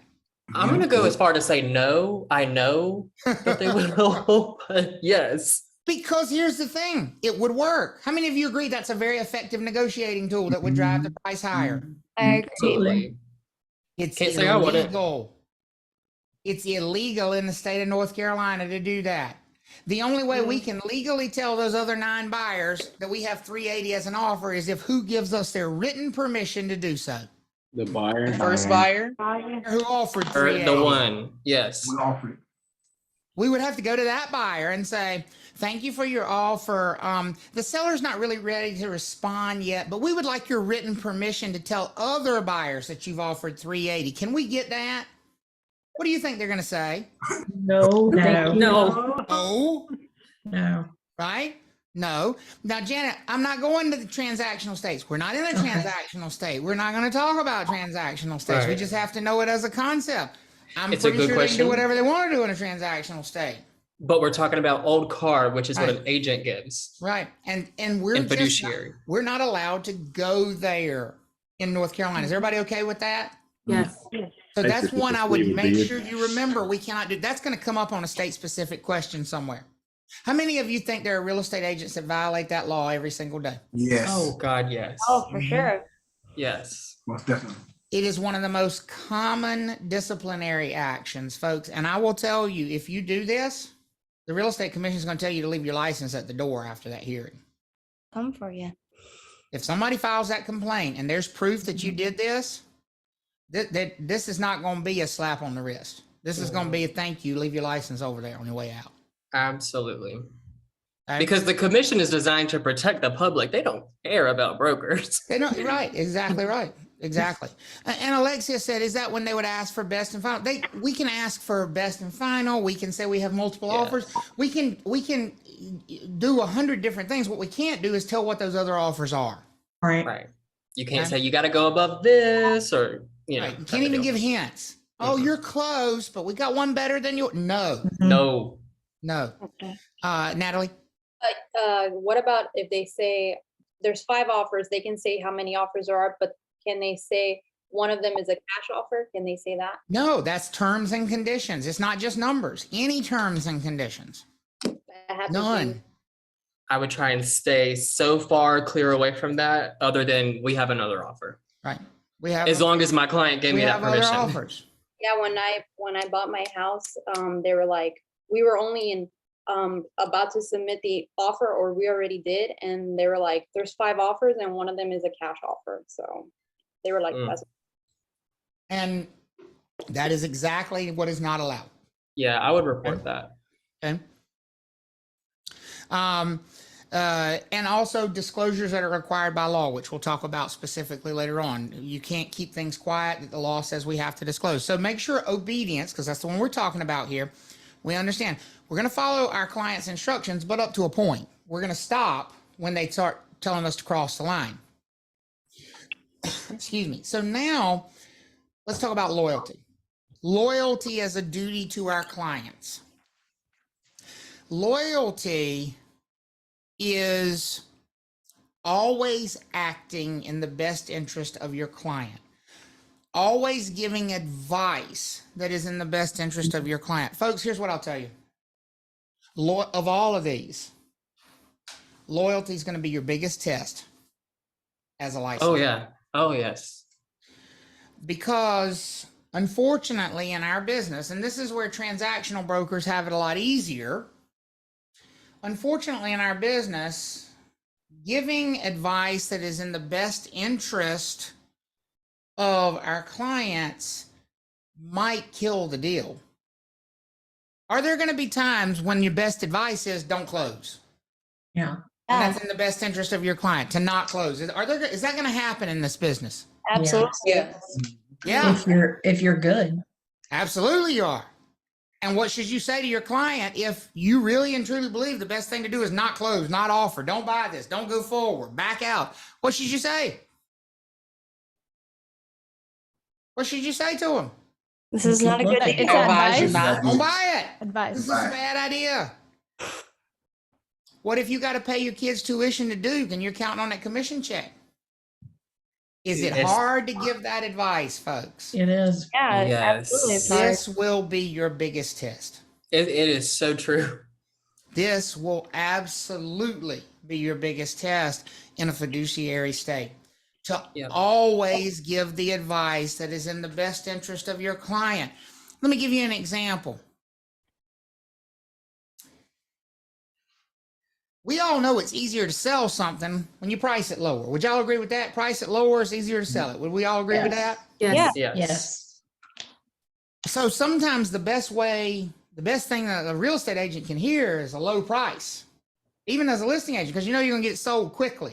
You know, we give up a few $100s in commission to get it gone quick versus fight with it for 6 months while we're trying to squeeze it, right? Yeah. You meet with your seller. You feel like 450 is a fair number. You might be able to get 475. And the seller says to you, as long as I can get 420, let's roll with it. Do you just go, yeah, let's list it at 420? Or do you say, no, wait just a minute. That's not in your best interest. Wait a minute. What's in your best interest is What about Let's talk about these things. Higher. what about in that situation when the broker's like, well, damn, I'll buy it for you from 420? Ooh, what if you yourself are looking in that same neighborhood and you think 420 sounds like a great price? Right. Because you're looking out for yourself. Now you're looking out for yourself and not them. I'm taking Danielle out to dinner. Loyalty, folks, is the ultimate test of a fiduciary relationship. Because again, fiduciary means trust. Our clients are placing their trust in us to do what is best for them. Does that make sense for everybody? Right. Yeah. And so this one is, to me, the one that's not hard on the test, but hard in real life. Loyalty in real life is very difficult in this business. But I will tell you, and I mean this honestly, I'm not just saying it because it's the right thing to say. This is what will build you a long-term successful career in this business. Your reputation will far precede you. Everything. In this business. And if your clients recognize that you're always doing what's in their best interest, they will be loyal to you in return. They will come back to you. They will recommend people to you. To me, this is the essence of what it means to be an agent, to be a fiduciary representative of somebody, is to be loyal to them, to look out for their best interest in these transactions. It's the biggest transaction they'll make. It is. It is. Now, I just want to remind everybody, we're going over basic terminology stuff. There's going to be things that come into your mind where you're going to want to ask it, well, what do we do in this situation? This is boot camp. You know nothing about the military. Well, that's it. And we're going to get more situational as we go on. But for right now, we really do just have to kind of set the framework. This is getting you over the hump to get licensed. Once you get licensed, that's where you learn all that. Yep. This is basic. The third duty that we owe to, and I said it again, Seth. There you go. I said it. the third. Oh my God. Seth. Oh, that's gross. So dumb. That is gross. That was not me. Actually, Travis recorded that this morning. How do you know it wasn't live action? It could have been. I mean, it sounded like it. The third duty that we owe to our clients is disclosure. Now, this one to me is the easiest one when it comes to our clients. Here's the simple truth, folks. If you know it, you tell it. Spill the tea. All of it. If they are your client is entitled to know everything you know about that transaction and everything you know about the other people involved in that transaction. If you've got dirt on a customer, do you spill the dirt to your client? Yes. Yes. Yes. Real quick. Real fast. Real quick. I mean, you have to. You have to, because you owe your clients disclosure of everything you know about the transaction and the people involved in the transaction. You know, this seems skeevy sometimes because this is a business where you deal with people. You're going to come to know things about people. I was doing a preview a couple years ago, walked in on some shenanigans. I thought it was the sellers. Alexa, order holy water. Turned out to be one of the sellers. Not Mrs. Seller. Mr. Seller, not Mrs. I mean, they were involved. I mean, there was some flexibility Two-time exercises going on. Two-time and dirtbag. I represented the buyer. Do you think I was obligated by law to tell the buyer what I saw? No. I You represented the represented buyer. Buyer. Oh, yes. Buyer. Yes. No. Yes. You better believe I'm obligated to tell the buyer. Am I obligated to tell the buyer that wasn't his wife he was in bed with? No. Yes. Yes. Yes. Yes. Yes. Yes. Yes. Yeah. That's your What baby. do That's we your client. disclose to our clients, folks? Everything. As awkward as it Every is. dirty But that's- detail. That's terrible. That's different, no? It might be Why horrible. is it different? Because- What is my client entitled to know, folks? I mean, that's Everything. closer than marriage. Everything that I know. Your client. Oh, Everything. you That are the is client, basically. That is the client relationship. My client is entitled to know everything that I do. Is a customer entitled to that? No. No. See, you can't just sit there and gloss over this. You have to really remind yourself, we are going to treat these people very differently if they're our customers versus they're our clients. Does that make sense? Yes. Here's the thing. I had to meet Mrs. Seller. They were not my clients. I would have been sweating. I saw this man in some very compromising situation with somebody that was very much not this woman. I would have been like, girl, after this transaction, call me. Like, I got something to tell you. Do you think I told her? No. Did What do y'all you? think? You think I told her? No. No. Client. She's not my what? Client. My client. But do you think my clients sitting across the table knew about her husband what she didn't even know about her husband? Oh my God, that's so Yes. horrible. Yes. It's like she the only one. Because I I love it. am, she's the only one in the room who didn't know. Everybody in on his little secret. Because I was obligated by law to inform my clients what happened. No. Because my clients are entitled to know everything I do, folks. I wouldn't have been able Just to that keep a straight simple. face. And that's why I say this is the easiest one to understand in the real world. If I'm talking to my client, what do I do with the information? You gotta tell it. Bill it. Bill it. Bill it. Build the beam. Now, do I spill the information about my clients? No. No. Absolutely not. We're going to talk about that one in just a second. That's very different. But do I spill the information to my clients? Yes. Yes. Absolutely. Absolutely. Every little bit of it. If I know what that customer buyer is willing to pay, do I tell my client, the seller? Yes. Yes. If I know that that customer seller is going through a divorce and they need to get this thing sold quickly, do I tell that to my client, the buyer? Yep. Yes. Yes. Yes. Yes. Because I tell my clients everything. That's Mhm. disclosure, folks. Simple as that. So they're like your bestie. They're They your are your bestie. bestie. It's exactly right. You don't keep anything from them. Nothing at all. They get the whole unvarnished version of everything. And you don't sit there and try to say, well, that's not important to them and that shouldn't matter to them. We don't get to make that decision because what does the law say we owe them? Everything. Everything. Everything we know. Disclosure. That's why these duties are important. That's why we have to really go through them. So, and this right here, I want you to look Yes. at this statement. And now you're going to think about real estate agents in a whole different light.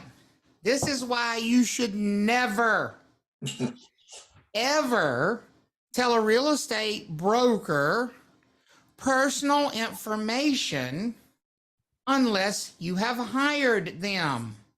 Say it again. Because if you tell them, if you tell me personal information about yourself and you're not my client, what am I going to do with your personal information? Tell it all. Tell it. I'm going to relay it to my client because I have to. Gossip. We are mean girls in here. I don't have a choice.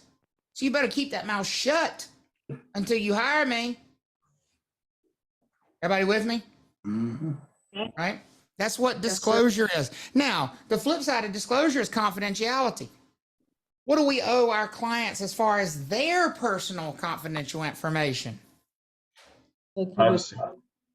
No matter how juicy it is, no matter how fun it would be to tell everybody, what do you do with that information? Keep it to yourself. Keep it to yourself. You keep it to Keep it yourself. in You the keep it vault. confidential. Now, one thing I want to point out here, okay? I want to point this out to you. Keep it confidential within the office. I don't have to keep it confidential to myself personally. Can I tell Seth the dirt on our client, the seller that I know? Yes. Yes. Yeah, because Seth is also the agent of the seller. Does that make sense for everybody? Yes. I can spill the dirt to some other people in my office, just not outside my office. Because everybody in my office represents that client. Are we all good with that statement? Yes. Okay. So that confidentiality sort of goes along with disclosure because it's the flip side of it. Now, accounting deals with money. When we decide that we want to handle money on behalf of our clients, which is a decision we can make or not make. We're not required to handle money on behalf of our clients. If we decide we want to handle money on behalf of our clients in transactions, we must handle that money in a separate account. Here's the thing. I showed you earlier 2 checkbooks. There's 2 separate accounts. That does not mean I can handle money on behalf of my clients. You know why? Because both of these accounts have money that belongs to either my company or to me in them. If I want to, as a real estate licensee in this state, handle money on behalf of my clients, I have to have yet another account that only has money belonging to who in it? Customers and clients. Your client and Customers and customers. clients. I can't have any of my own money in there. I can't have any of my company's money in there. I can't spend any of their money. I can't put any of my money in there. If I accidentally deposit my commission into my trust account, would that be a violation? Yes. Yeah. Absolutely. Mingling. Absolutely, it would be.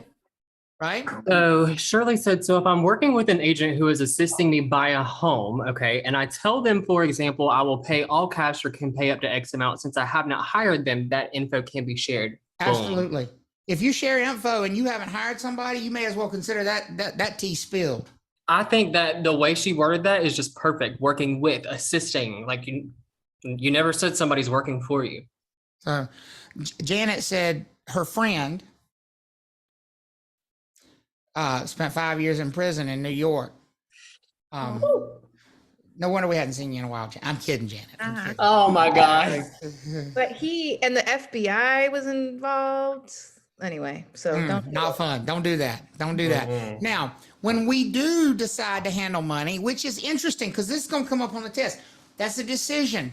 Not every office, not every broker will decide to handle money. If you don't want to handle money, you simply say, I don't have a what? Trust account. I don't have a trust account.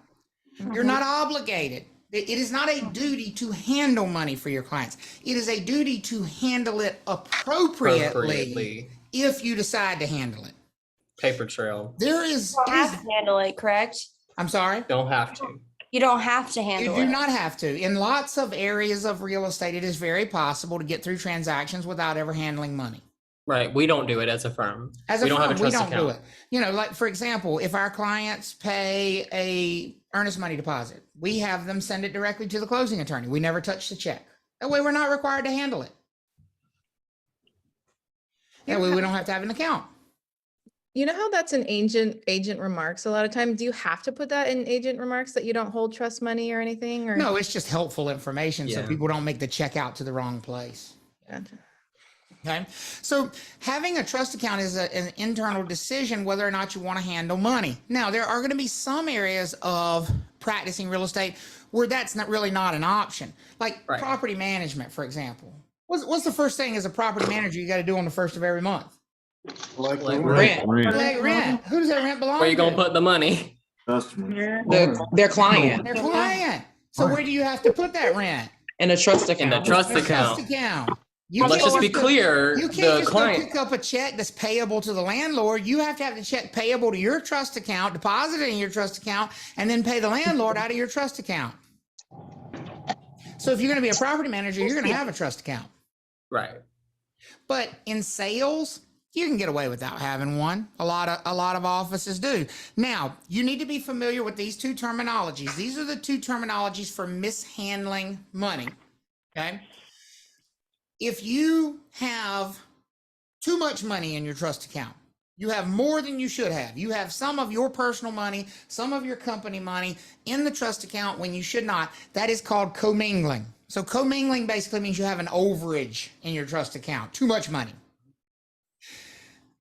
Conversion is the opposite. What do you think conversion means if you've converted funds from your trust account? You don't have enough. Less money. You use them for something Enough different. money in there. You have Use it for spent something else. somebody else's money. Yeah. And yes, we will definitely discuss things like due diligence monies at a much later time when we talk about contracts and those kinds of things. Okay. But these are the two terminologies for, and they both are equal violations. I've heard people say, oh, well, you know, commingling is not as bad as conversion. Yes, it is. No, it's really bad. As far as the real estate commission is concerned, it is, because Just read the bulletin. It all means you have mishandled money. Does that make sense for everybody? Okay. So if you have a trust account, the real estate commission can come in at any moment and audit that trust account and make sure you have to the penny the exact right amount of money in there. Now you see why a lot of offices elect not to have a trust account and simply much tell their clients, responsibility. I'm sorry, we don't handle money. Because it does put a lot of additional responsibility. And that brings us around to the last of our duties, which is the one that we're really going to spend the most time on, not today, but as we go through the class, which is skill. Reasonable levels of skill. Our clients are hiring us because we're supposed to be the expert. We're supposed to give them what a word? Advice that helps them out. We're not there to open a door. We're not there to be a key holder. We're there to give them advice to help them get a better result than they would get if we were not there. Right. Like an attorney. But we're Just not like- attorneys. That's exactly right. It's exactly right. Now, so what that means is, even though you might have a real estate license that allows you to do commercial real estate, if you've never done a commercial transaction, it's probably not a good idea for you to take it on by yourself. You would need to work with somebody who has some experience in that. Otherwise, you're doing a disservice to your client. Stay in your lane. Know your strengths. Don't offer your services in areas where you're not an expert because they're hiring you for your expertise. That is what reasonable skill means. And I've given you a couple of examples here of reasonable skill, which you can take a look at, things like negotiating contracts and making offers and those kinds of things. But we will talk about skill a lot as we go through the class. But that brings us full circle back to the 6 duties that we owe to who? To whom do we owe these 6 duties? Our client. Only our clients. We only owe those 6 duties to our clients. And on